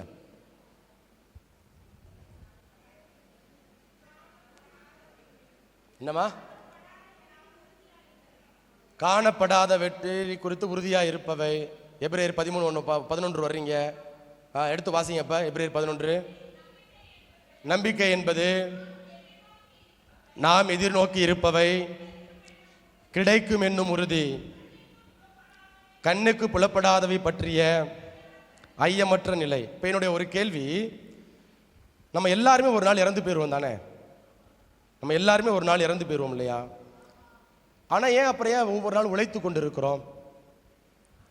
ஒவ்வொரு நாளும் வீடு கட்டணும் பிளான் பண்ணுறோம். ஒரு வீடு பத்தாது, 2 வீடு, 3 வீடு, 5 வீடு வாடகைக்கு விடணும், பணம் வரணும், 100 பவுன் 200 பவுன் நகை போடணும், சொத்து ஏக்கர் கணக்கில் வாங்கணும். எல்லாம் செய்கிறோமா இல்லையா?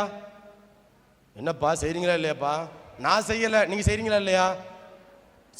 செய்கிறீங்க. அப்ப பாருங்க, இங்கு இறந்து போவோம் என்று தெரிந்திருந்தும் வாழ்க்கையில் என்ன சொல்றோம்? நாம் வளர வேண்டும், உயர வேண்டும். பல்வேறு விதமான கனவுகள், ஆசைகள் இதெல்லாத்தையும் என்ன செய்யறோம் அப்படின்னா அடைவதற்காக போராடி கொண்டிருக்கிறோம். அதுதான் நம்பிக்கை என்பது, எதிர்நோக்கி இருப்பவை கிடைக்கும் என்னும் ஐயமற்ற நிலை. அப்ப எதிர்நோக்கி இருப்பவை, நான் நாளைக்கு வீடு கட்டுவேன், நான் நாளைக்கு என் பிள்ளைக்கு கல்யாணம் பண்ணி வைப்பேன், எனக்கு நாளைக்கு குழந்தை பிறக்கும், நான் நாளைக்கு 100 பவுன் நகை வாங்குவேன், சரிங்களா, என் உடல் நோய் சுகமாகும். எதிர்நோக்கி இருக்கிறோம், கண்ணுக்கு புலப்படலை, ஆனால் என்ன செய்யறோம் அப்படின்னா எதிர்நோக்கி இருக்கிறோம்.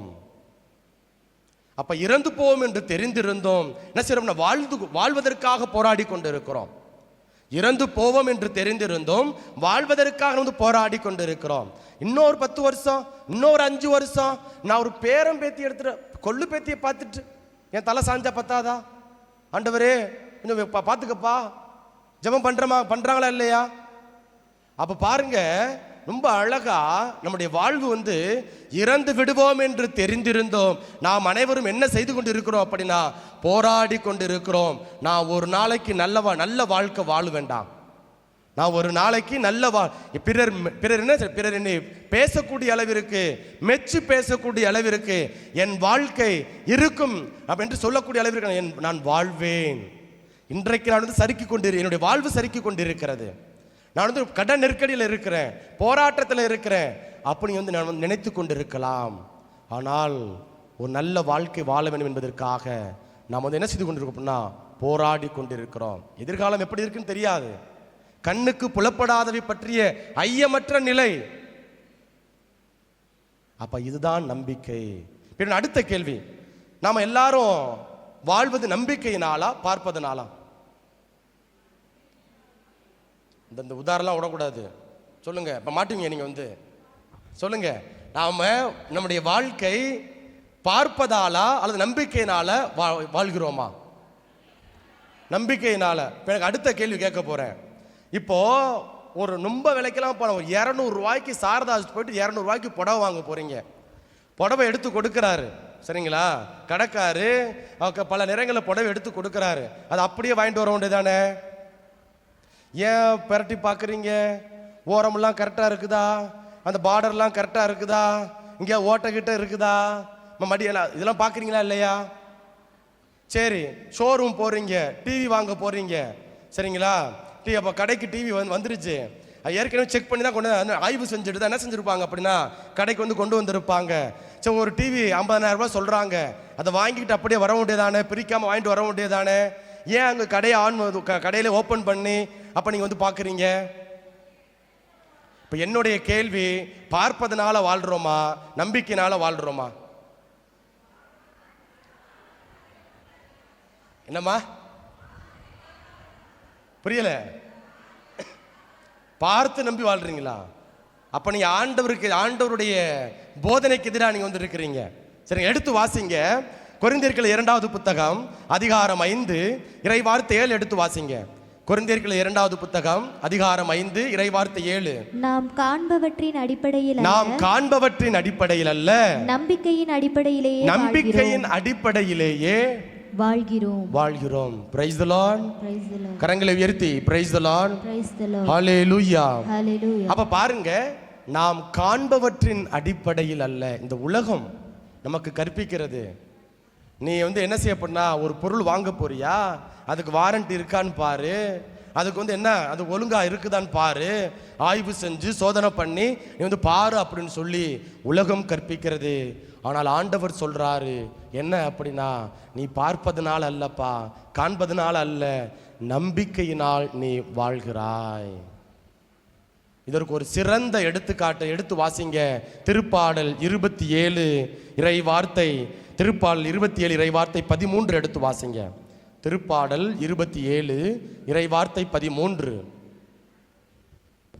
வாழ்வோரின் நாட்டினிலே ஆண்டவரின் நலன்களை காண்பேன் என்று நான் இன்னும் நம்புகிறேன். அந்த திருப்பாடல் 27 அதனுடைய அதாவது வரலாற்று பின்புலத்தை, அந்த விவிலிய பின்புலத்தை நம்ம புரிஞ்சுக்கணும். அப்சலோம் என்ன செய்யறாரு அப்படின்னா, தன்னுடைய மகன், யாருடைய, தாவீதுனுடைய மகன் அப்சலோம், அவன் என்ன செய்யறான் அப்படின்னா, அப்பாவோட கூடவே இருந்து கொஞ்ச நாளுக்கு பின்னாடி ஒரு அரசாட்சியை ஏற்படுத்திக் கொள்கிறான். தன்னுடைய ஆதரவாளர்களோடு சேர்ந்து என்ன செய்யறான் அப்படின்னா, அரசாட்சியை ஏற்படுத்தக்கூடிய ஒரு நிலை. இந்த செய்தி தாவீது அரசனுக்கு கொடுக்கப்படுகிறது. இதை கேள்விப்பட்ட உடனே தாவீதரசர் என்ன செய்யறாரு அப்படின்னா, தன்னுடைய நண்பர்களோடு ஆதரவாளர்களோடு ஓடுறாரு. மலைமலையா ஏறி இறங்கி ஓடுறாரு.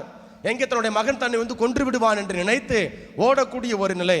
நீங்க திருப்பாடல் 27 முழுவதுமாக நீங்க வாசித்து பாருங்க. கடவுள் எப்படி அவரை பாதுகாத்தார் என்பதை வந்து ரொம்ப அழகா எடுத்துரைக்கிறார். அப்போ அங்க என்ன நடக்குது அப்படின்னா, அங்கு தாவீதரசர் சொல்றாரு, ஆண்டவர் விரும்பினார் அப்படின்னா என்னை மீண்டுமாக இஸ்ரேல் மக்களுடைய அரசனாக என்னை வந்து ஏற்படுத்தட்டும் போறார். அதான் சொல்றாரு, வாழ்வோரின் நாட்டினிலே ஆண்டவரின் நலன்களை நான் காண்பேன் என இன்னும் நான் நம்புகின்றேன். ஒரு அரசனுக்கு ஆதரவாளர்கள் இருக்கிறாங்க, படைபலம் இருக்கிறது, அவனுக்கே பிரச்சனை வருது, உயிரை காப்பாத்திக்கு வந்து ஓடக்கூடிய ஒரு நிலை. அப்படி இருக்கின்ற பொழுது அங்கு தாவீதரசர் என்ன சொல்றார் அப்படின்னா, என்ன நெருக்கடி வந்தாலும் ஆண்டவர் என்னை வந்து கரம் பிடித்து வழி நடத்துகிறார், நம்புகிறார். அப்ப என்னுடைய எதிர்காலத்தில் நிச்சயமா இதுவும் கடந்து போகும், என் வாழ்க்கையில் உள்ள இருக்கக்கூடிய போராட்டங்கள் அனைத்தும் அப்புறப்படுத்தப்படும், தடைகள் அனைத்தும் அப்புறப்படுத்தப்படும் என்று சொல்லி அங்கு தாவீதரசன் நம்புகின்றார். இன்றைக்கு நம்முடைய வாழ்க்கையில நாம நம்பிக்கை என்னும் கேடயம் பார்க்கிறோம். போர் வீரர் எங்க வச்சிருக்கிறாரு? இடது கையில வச்சிருக்கிறாரு, வலது கையில வாள், சரிங்களா? இடது கையில வந்து என்ன போர் வீரர் என்ன செஞ்சிருப்பாரு? கேடயத்தை வச்சிருக்கிறாரு. ஏன்? எதிரி தாக்க வருகின்ற பொழுது தன்னை தற்காத்து கொள்வதற்காக கேடயத்தை வைத்திருக்கிறார். அப்ப நம்பிக்கை என்னும் கேடயத்தை நாம் ஒவ்வொருவருமே வைத்திருக்க வேண்டும். இதுதான் பவுலுடைய சொல்றாரு. எபேசியருக்கு எழுதிய புத்தகம் அதிகாரம் 6:16 சொல்றாரு, நம்பிக்கை என்னும் கேடயத்தை பிடித்து கொள்ளுங்கள், அதை கொண்டு தீயோனின் தீக்கணைகளை எல்லாம் அணைத்து விட முடியும். அப்ப நம்முடைய வாழ்க்கையில் நிச்சயமா போராட்டம் வரும். எடுத்து வாசிங்க, கொரிந்தியருக்கு எழுதிய புத்தகம் அதிகாரம் 2வது புத்தகம், கொரிந்தியருக்கு எழுதிய 2வது புத்தகம் அதிகாரம் 4 இறை வார்த்தைகள் 17 மற்றும் 18 எடுத்து வாசிங்க. நாம் அடையும் இன்னல்கள் மிக எளிதில் தாங்கக்கூடியவை, அவை சிறிது காலம் தான் நீடிக்கும். ஆனால் அவை ஈடு இணையற்ற மாட்சியை விளைவிக்கின்றன. அம்மாட்சி என்றென்றும் நிலைத்திருக்கும். நாங்கள் காண்பவற்றை அல்ல நாங்கள் காணாதவற்றை நோக்கியே வாழ்கிறோம். காண்பவை நிலையற்றவை, காணாதவை என்றென்றும் நிலைத்திருப்பவை. காண்பவை நிலையற்றவை, சரிங்களா? காணாதவை, நம்முடைய எதிர்காலம் எப்படி இருக்கும் தெரியவே தெரியாது. நீங்க நைட்டு படுக்கிறப்பா, நாளைக்கு எந்திரிக்க மாட்டேன்பா. ஒரு ஃபாதர் பூசை வைக்கிறாரு, பூசை வச்சு அப்படியே இறந்து போறாரு, பீடத்தில் அப்படியே சரிஞ்சு விழுகிறாரு. கொஞ்சம் யோசித்து பாருங்க. ஆனால் வாழ்ந்து கொண்டு இருக்கிறோம். யூடியூப்ல அந்த நிகழ்வுலாம் வருகிறது. நமக்கு வந்து நம்ம நிறைய நிகழ்வு பார்க்குறோம். ஜெபம் செய்கிறாங்க, அப்படியே சரிந்து போகக்கூடிய ஒரு நிலை. அப்படி நம்முடைய அடுத்த நொடி என்ன நடக்குன்னு நமக்கு தெரியாது. நம்முடைய வாழ்க்கையில் அடுத்த நொடி நமக்கு என்ன நடக்குன்னு தெரியாது. ஆனால் நம்ம என்ன செஞ்சுருக்கோம் அப்படின்னா, காணாதவை நோக்கி வாழ்ந்து கொண்டு இருக்கிறோம். 10 வருஷத்துக்கு அங்கிட்டு உங்கள் பிள்ளைகளுக்கு நீங்கள் வந்து கல்யாணம் பண்ணணும். இப்போயே நீங்கள் நகை பண்ணுறீங்களா இல்லையா? சொத்து சேர்க்குறீங்களா இல்லையா? எப்போ என்ன நம்பிக்கையில் சேர்க்குறீங்க? என்ன பார்வையில்? நான் வாழ்வேன், இன்னும் 10 வருஷம் நான் உயிரோட இருப்பேன். அதான் நம்முடைய பார்வை, அதான் நம்முடைய புரிதல். அதான் சொல்றாரு, நாம் காண்பவை நோக்கி அல்ல காணாதவற்றை நோக்கி நாம் வந்து வாழ்ந்து கொண்டு இருக்கிறோம். அப்ப நம்முடைய வாழ்வு பார்ப்பதால் அல்ல. நம்ம வந்து என்ன செய்யறோம் அப்படின்னா, கடைக்கு போறோம், பார்த்து வாங்குறோம். ஆனால் வாழ்க்கையில என்ன செய்யறோம் அப்படின்னா, காணாதவற்றை நம்ம வந்து பார்த்து நம்ம நோக்கி நம்ம வாழ்ந்து கொண்டு இருக்கிறோம். அதான் அங்க பவுலர் சொல்றாரு, ஒரு கிறிஸ்தவளா நீ என்ன செஞ்சிருக்கணும் அப்படின்னா, நம்பிக்கை என்னும் கேடயத்தை உனக்கு வந்து பல்வேறு விதமான தடைகளை கொடுக்கலாம். நீ உருப்பட மாட்ட, நீ அழிஞ்சு போயிருவ, உன் வாழ்க்கை முடிஞ்சிருச்சு, எல்லாம் முடிஞ்சிருச்சு அப்படி உங்களுக்கு எதிராக உங்களுக்கு பல்வேறு விதமான பரப்புரைகளை உங்களுக்கு வந்து கொடுக்கலாம். சொல்லுவாங்க, ஏளனமாய் பேசலாம். ஆனால் நீங்கள் நம்பிக்கையோடு ஆண்டவருடைய கரம் பற்றி நடக்கின்ற பொழுது ஒரு நாள் உங்க வாயெல்லாம் அடப்பண்டாம். நீங்க என்னை போற்றக்கூடிய அளவிற்கு, என்னை புகழக்கூடிய அளவிற்கு என் வாழ்க்கை தரம் உயரும் என்று நாம் என்ன சொல்றோம், திட்டமிட்டு நாம் முனைப்போடு செயல்படுகின்ற பொழுது நிச்சயமாக கடவுள் என்ன செய்றார் அப்படின்னா நம்முடைய அந்த முயற்சிகளை ஆசீர்வதிக்கிறார். அதான் நம்பிக்கை என்னும் கேடயத்தை. அப்போ முதல்ல உண்மையை இடைக்கச்சையாக அணிந்து கொள்ள வேண்டும். அதற்கடுத்து நீதியை மார்பு கவசமாக. நீதி என்பது திருப்பாடல் 119 இறைவார்த்தை 172. அது கடவுளுடைய கட்டளை, கடவுளுடைய வார்த்தை. கடவுளுடைய வார்த்தை நம்முடைய இதயத்தில் மார்பு கவசமாக அணிய வேண்டும். ஏன் அணியணும் அப்படின்னா, இதயத்தில் இருந்துதான் தேவையில்லாத சிந்தனைகள் பிறப்பெடுக்கின்றன, ஊற்றெடுக்கின்றன. அதிலிருந்து நம்முடைய இதயத்தில் பாதுகாத்து கொள்ள வேண்டும். அதை அப்படியே வச்சு கூட நமக்குள்ள வைத்துக் கொள்ளக்கூடாது. அதை நற்செய்தி அமைதி ஏற்படுத்தக்கூடியவனாக மாற வேண்டும். நான்காவதாக நம்பிக்கை என்னும் கேடயத்தை நாம் அணிந்து கொள்ள வேண்டும். அடுத்து வாசிங்க. மீட்பை தலைச்சீராகவும் கடவுளின் வார்த்தையை தூய ஆவி அருளும் போர்வாளாகவும் எடுத்துக்கொள்ளுங்கள். அப்ப மீட்பை தலைசீராகவும். அடுத்து பாருங்க, கடவுளின் வார்த்தையை தூய ஆவி அருளும் போர்வாளாகவும் எடுத்துக்கொள்ளுங்கள். தலைசீரா தலப்பா கட்டுவோம் இல்லையா? ஏன் தலப்பா கட்டுறோம் எனக்கு தெரியல. அதான் உங்களுக்கு கேட்குறேன். இப்போ எனக்கு திடீர்னு தோணுது. டஸ்டெல்லாம் வரும். அடுத்து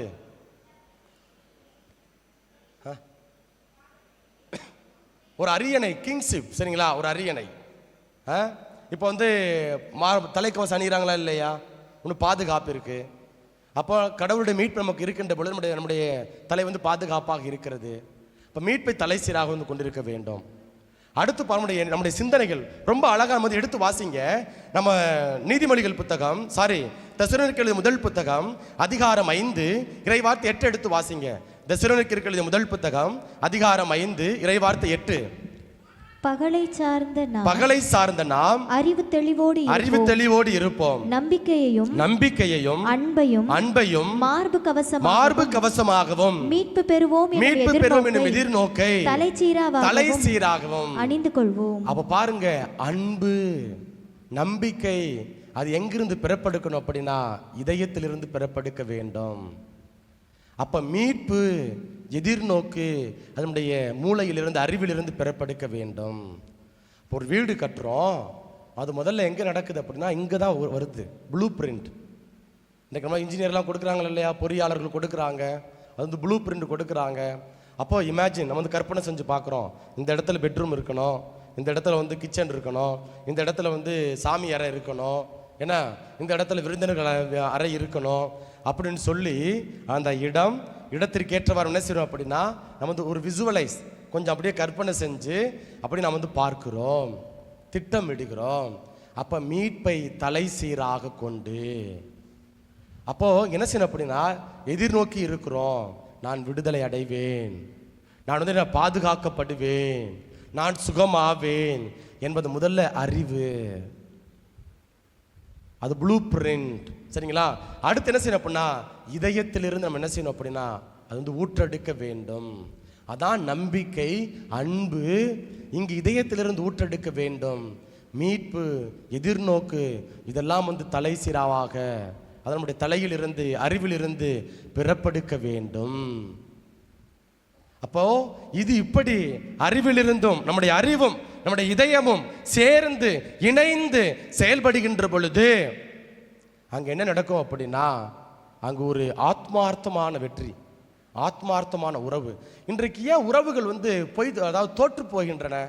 இன்றைக்கு என்ன அப்படின்னா இதயத்திலிருந்து உறவுகள் வரல.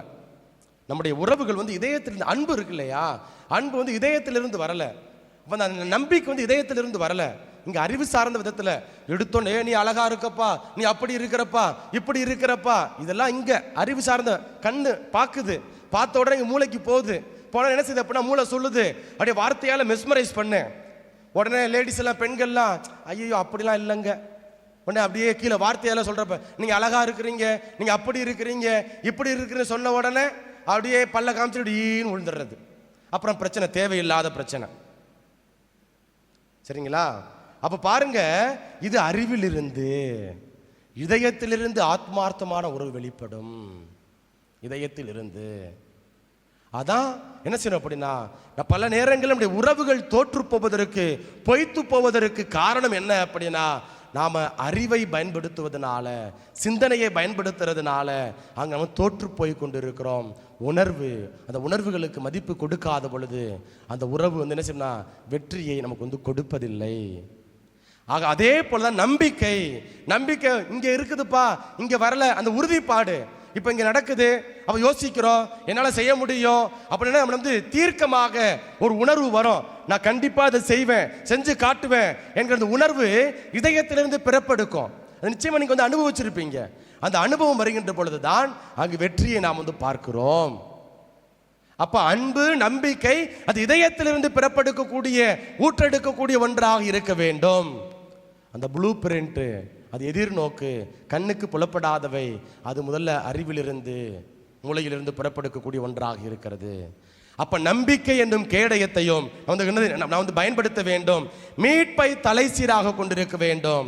அடுத்ததாக கடவுளின் வார்த்தையை தூய ஆவி அருளும் போர்வாளாக, கடவுளுடைய வார்த்தை அது இங்க வச்சிருக்கணும். நம்ம வார்த்தையெல்லாம் என்ன வார்த்தை வர, வாயை திறந்தா இல்லை வெள்ள தலையில் கம்முன்னு கீழே போடுறீங்க. கொஞ்சம் யோசித்து பாருங்க, உங்களுக்கு தெரியும். அப்போ நம்முடைய வார்த்தை எப்படி வருகிறது? அப்போ நம்முடைய வாயிலிருந்து கடவுளுடைய வார்த்தை தான் வரணும். சரிங்களா? அவனை இவனை வச்சுக்கிறண்டா, அவளை இவ்வளோ வாட, என்ன பாவாடை தூக்கி இப்படி இடுப்பில் சொருவிக்கிட்டு வந்து பாரு, என்னென்ன சேட்டையை கொடுக்குறோம் நம்ம. கொஞ்சம் யோசிச்சு பாருங்க. அப்போ நம்முடைய வார்த்தை கடவுளுடைய வார்த்தையை நாம வந்து என்ன, தூய ஆவி அருளும் போர்வாளாக இதான் வாசிக்கிறோம். பல முறை வாசித்திருக்கிறோம். எபிரேயருக்கு எழுதிய புத்தகம் அதிகாரம் 4 இறை வார்த்தை 12 எடுத்து வாசிங்க. எபிரேயருக்கு எழுதிய புத்தகம் அதிகாரம் 4 இறை வார்த்தை 12. 12 திருத்தொண்டாற்ற எபிரேயருக்கு எழுதிய புத்தகம். கடவுளுடைய வார்த்தை உயிர் உள்ளது, ஆற்றல் வாய்ந்தது, இரு பக்கம் எட்டக்கூடிய, எந்த வாளினும் கூர்மை ஆனது. சரிங்களா? அப்போ இந்த கடவுளுடைய வார்த்தை என்னன்னா அது ஒரு வாளை போல நமக்கு வந்து இருக்கின்றது. இரு பக்கம் வெட்டக்கூடிய அந்த வாள் வந்து எந்த வாளினும் கூர்மையானது. அப்ப இந்த ஆண்டவருடைய வார்த்தையை நம்ம வந்து வாசிக்கின்ற பொழுதும் சரி, அதை தியானிக்கின்ற பொழுதும் சரி, அது நம்முடைய இதயத்தை நமக்கு வந்து தூய்மைப்படுத்துகிறது. ரொம்ப ஒரு அழகான உதாரணம் எனக்கு ரொம்ப பிடிக்கும். லூக்கா நட்சத்திர அதிகாரம் 3 நினைக்கிறேன். அதில் பாருங்க, அவங்க வந்து நான் கடந்த வாரம் மறையுறையும் போது நான் சொன்னேன், அந்த இதில் திருமுழுக்கு யோவான்ட்ட அங்கே வந்து திருமுழுக்கு வாங்க மக்கள் வந்து பாலைவனத்துக்கு வந்து போவாங்க. அப்படி போகின்ற பொழுது உங்கள் மரத்தின் வேறருகே கோடாரி வைத்தாயிற்று. சரிங்களா? அடுத்து ஒரு வசனம் பயன்படுத்துவோம். அதாவது அந்த பதரையும் அந்த தானியத்தை எப்படி வந்து சுலகை கொண்டு பிரித்தெடுப்பாரோ அதே போல இங்க ஆண்டவர் வந்து பிரித்தெடுப்பார். இப்ப ஆண்டவர் வந்து எப்படி பிரித்தெடுக்கிறார் அப்படின்னா, இந்த சுலகை என்பது ஆண்டவருடைய வார்த்தை. சுலகை என்பது முறமாக வந்து பயன்படுத்தப்படுகிறது. சுலகை என்பது ஆண்டவருடைய வார்த்தை. இந்த ஆண்டவருடைய வார்த்தையை வாசிக்கின்ற பொழுது நம்முடைய இதயத்தை வந்து சீர்படுத்துகின்றது. இது நம்முடைய இதயத்தை என்ன செய்ய சீர்படுத்துகின்றது. எடுத்து வாசிங்க. யாக்கோபு புத்தகம் அதிகாரம் 1 இறை வார்த்தை 21 எடுத்து வாசிங்க. யாக்கோபு புத்தகம் அதிகாரம் 1 இறை வார்த்தை 21. எனவே எல்லா வகையான அழுக்கையும் உங்களிடம் மிகுந்துள்ள தீமையையும் அகற்றி உங்கள் உள்ளத்தில் ஊன்றப்பட்ட வார்த்தையை பணிவோடு ஏற்றுக்கொள்ளுங்கள். அதுவே உங்களை மீட்க வல்லது. அப்ப பாருங்க, அப்போ எல்லா விதமான அழுக்கையும் அப்புறப்படுத்த நம்முடைய இதயத்தில் ஊன்றப்பட்ட வார்த்தையை பற்றி கொள்ளுங்கள். அதான் பவுலர் சொல்றாரு, மார்பு கவசமாக நீதியை மார்பு கவசமாக அணிந்து கொள்ளுங்கள். இதயத்தில் ஆண்டவருடைய வார்த்தை ஊன்றப்பட்டிருக்கிறது. அப்ப நம்முடைய இதயத்தில் இருக்கக்கூடிய எல்லா விதமான அழுக்கையும் அப்புறப்படுத்தணும் அப்படின்னா ஆண்டவருடைய வார்த்தையினால் நம்ம ஊன்றப்பட்டு இருக்கிறோம். அதை நம்ம வாசிக்க வேண்டும், தியானிக்க வேண்டும். அதான் சுலகை. ஆண்டோட வார்த்தையை வாசிக்கிறப்ப எப்படி ஒரு விவசாயி நல்லதையும் பதரையும் தானியத்தையும் தனித்தனியாக சுலகை கொண்டு பிரித்தெடுக்கிறாரோ, அதே போல இந்த சுலகை என்கிற இந்த வார்த்தையை பயன்படுத்துகின்ற பொழுது ஆண்டவருடைய வார்த்தையை வாசிக்கிறப்ப நம்முடைய வார்த்தை மனமாற்றம் அடையணும். கொஞ்சம் என்ன செய்யணும் அப்படின்னா கேட்டுட்டுலாம் போகக்கூடாது. இது என்ன பண்ணா ஒரு டாக் கேட்குற போது ஒரு அரசியல்வாதி பேச்சு கேட்டு போகிறது மாதிரி பலர் என்ன செய்வீங்க, மதிப்பீடு போடுவீங்க. சாமியார் எப்படி பேசுகிறாரு, இது சாமியார் எப்படி பேசுகிறாருன்னு இல்லை, சொல்லக்கூடிய வார்த்தை, அறிவிக்கப்படக்கூடிய வார்த்தை என் வாழ்வை தொடுகிறதா, என் வாழ்க்கையில மாற்றம் ஏற்படுத்துகிறதா, அதான் பார்க்கணும். சாமியார் எப்படிப்பட்ட மோசமான சாமியார் பேசினாலும் அவர் பேசுன நிச்சயமாக ஒரு இறை வார்த்தை உங்களுடைய வாழ்வை தொடும். அப்படி வாழ்வை தொடணும் அப்படின்னா நீங்க கவனமா கவனிக்கணும்.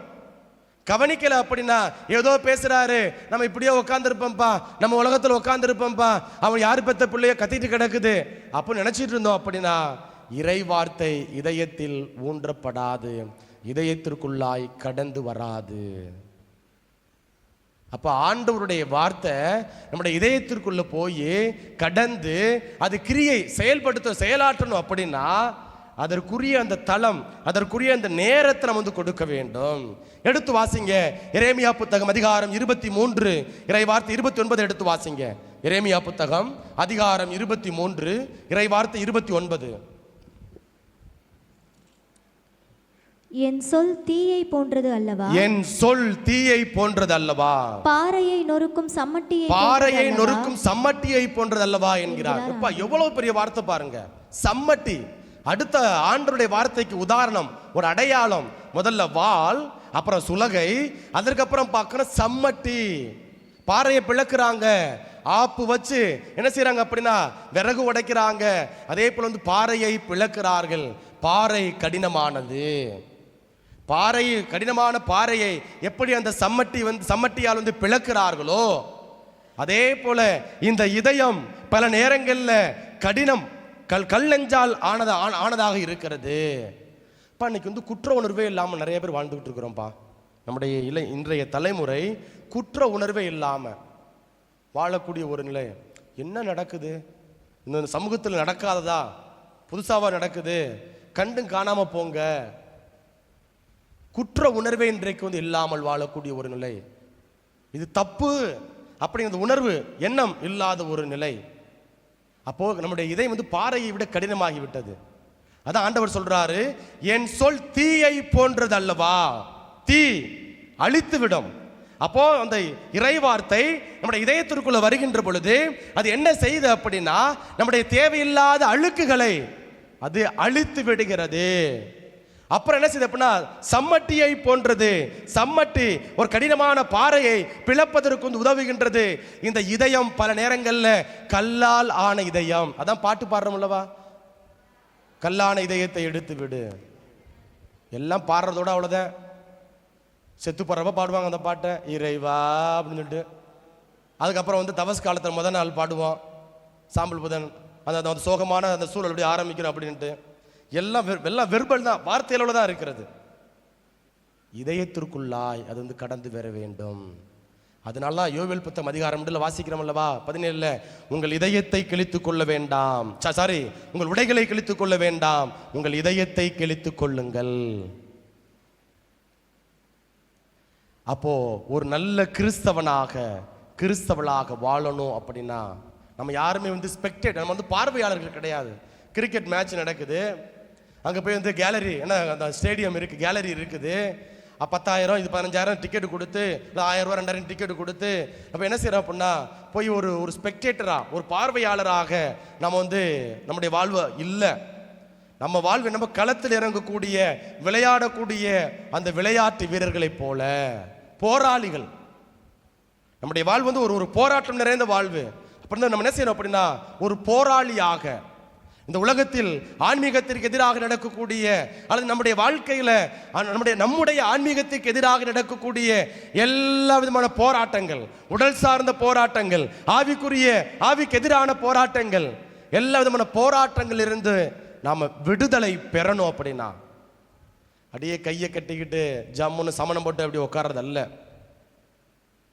பார்வையாளராக அல்ல, அப்படியே கை தட்டிட்டு போறதல்ல. சாமியார் நல்ல பிரசங்கம் வைக்கிறாரு, பயங்கரமா பேசுறாரு, அப்படியாக்கும் இப்படியாக்கும் அப்படின்னு சொல்லி பார்வையாளராக கடந்து போவது அல்ல.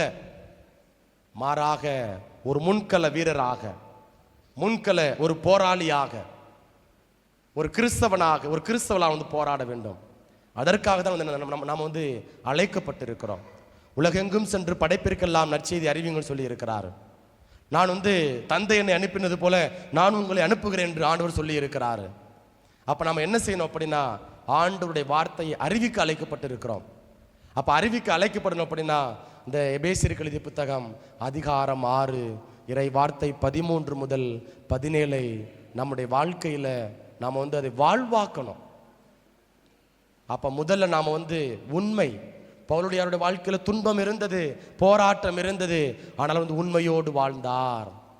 உண்மை இடைக்கச்சையாக. இரண்டாவதாக மார்பு கவசமாக, ஆண்டவருடைய வார்த்தை மார்பு கவசம், ஆண்டவருடைய வார்த்தை பற்றி கொள்ள வேண்டும். மூன்றாவதாக நற்செய்தி அறிவிக்கக்கூடிய பிள்ளைகளாக, அமைதியை ஏற்படுத்தக்கூடிய பிள்ளைகளாக. இயேசு ஆண்டவர் சென்ற இடங்கள் எல்லாம், அது குறிப்பா உயிர்த்த ஆண்டவர், உங்களுக்கு அமைதி உரித்தாக என்று சொன்னார். நான் உங்களை அனுப்பினது போல, தந்தை என்னை அனுப்பினது போல நான் உங்களை அனுப்புகிறேன் என்று சொன்னார். அப்போ கடவுள் நம்மை அனுப்புகிறார். நம்முடைய பாதங்கள் எல்லாம் நற்செய்தி அறிவிப்போரின் பாதங்கள் எத்துணை அழகானவை. அப்ப நல்வாழ்வு தர, வாழ்வை பலப்படுத்த, நல்ல உரைகளை கொடுக்க, நல்ல வார்த்தைகளை பேச நம்முடைய பயணம் இருக்கணும், நம்முடைய வாழ்வு இருக்க வேண்டும். அடுத்ததாக நம்பிக்கை என்னும் கேடயத்தை, நம்ம நம்பிக்கை இழந்துட்டோம், சோழியா நம்முடைய வாழ்க்கை முடிந்து விட்டது. போராட்டம், நெருக்கடி உண்டு. நம்பிக்கையோடு நம்ம என்ன செய்யணும் அப்படின்னா, அதை கேடயமாக பயன்படுத்த வேண்டும். வெயிலோ மழையோ இடரோ நெருக்கடியோ பட்டினியோ சாவோ எது வந்தாலும் என்ன செய்யக்கூடாது அப்படின்னா, நம்பிக்கையை இழந்து விடாமல் அதை கேடயமாக வைத்திருக்க வேண்டும். ஆண்டவருடைய வார்த்தை நம்முடைய இதயத்தை பிளக்கின்றது. தீச்சொல் இந்த கடினமான இந்த இதயத்தை கல்லான இதயத்தை சதையாலான இதயத்தை கொடுக்கக்கூடிய ஒன்றாக இருக்கிறது. இப்படிப்பட்ட இதயத்தை நாம் கொண்டிருக்கின்ற பொழுது நிச்சயமா நம்முடைய வாழ்க்கையில் போராட்டங்கள் இருந்தாலும் நாம் எதிர்த்து போராடுவோம், வெற்றி கொள்வோம். அப்படிப்பட்ட ஆசீர்வாதத்தை இறைவன் நமக்கு தந்தரல வேண்டும்.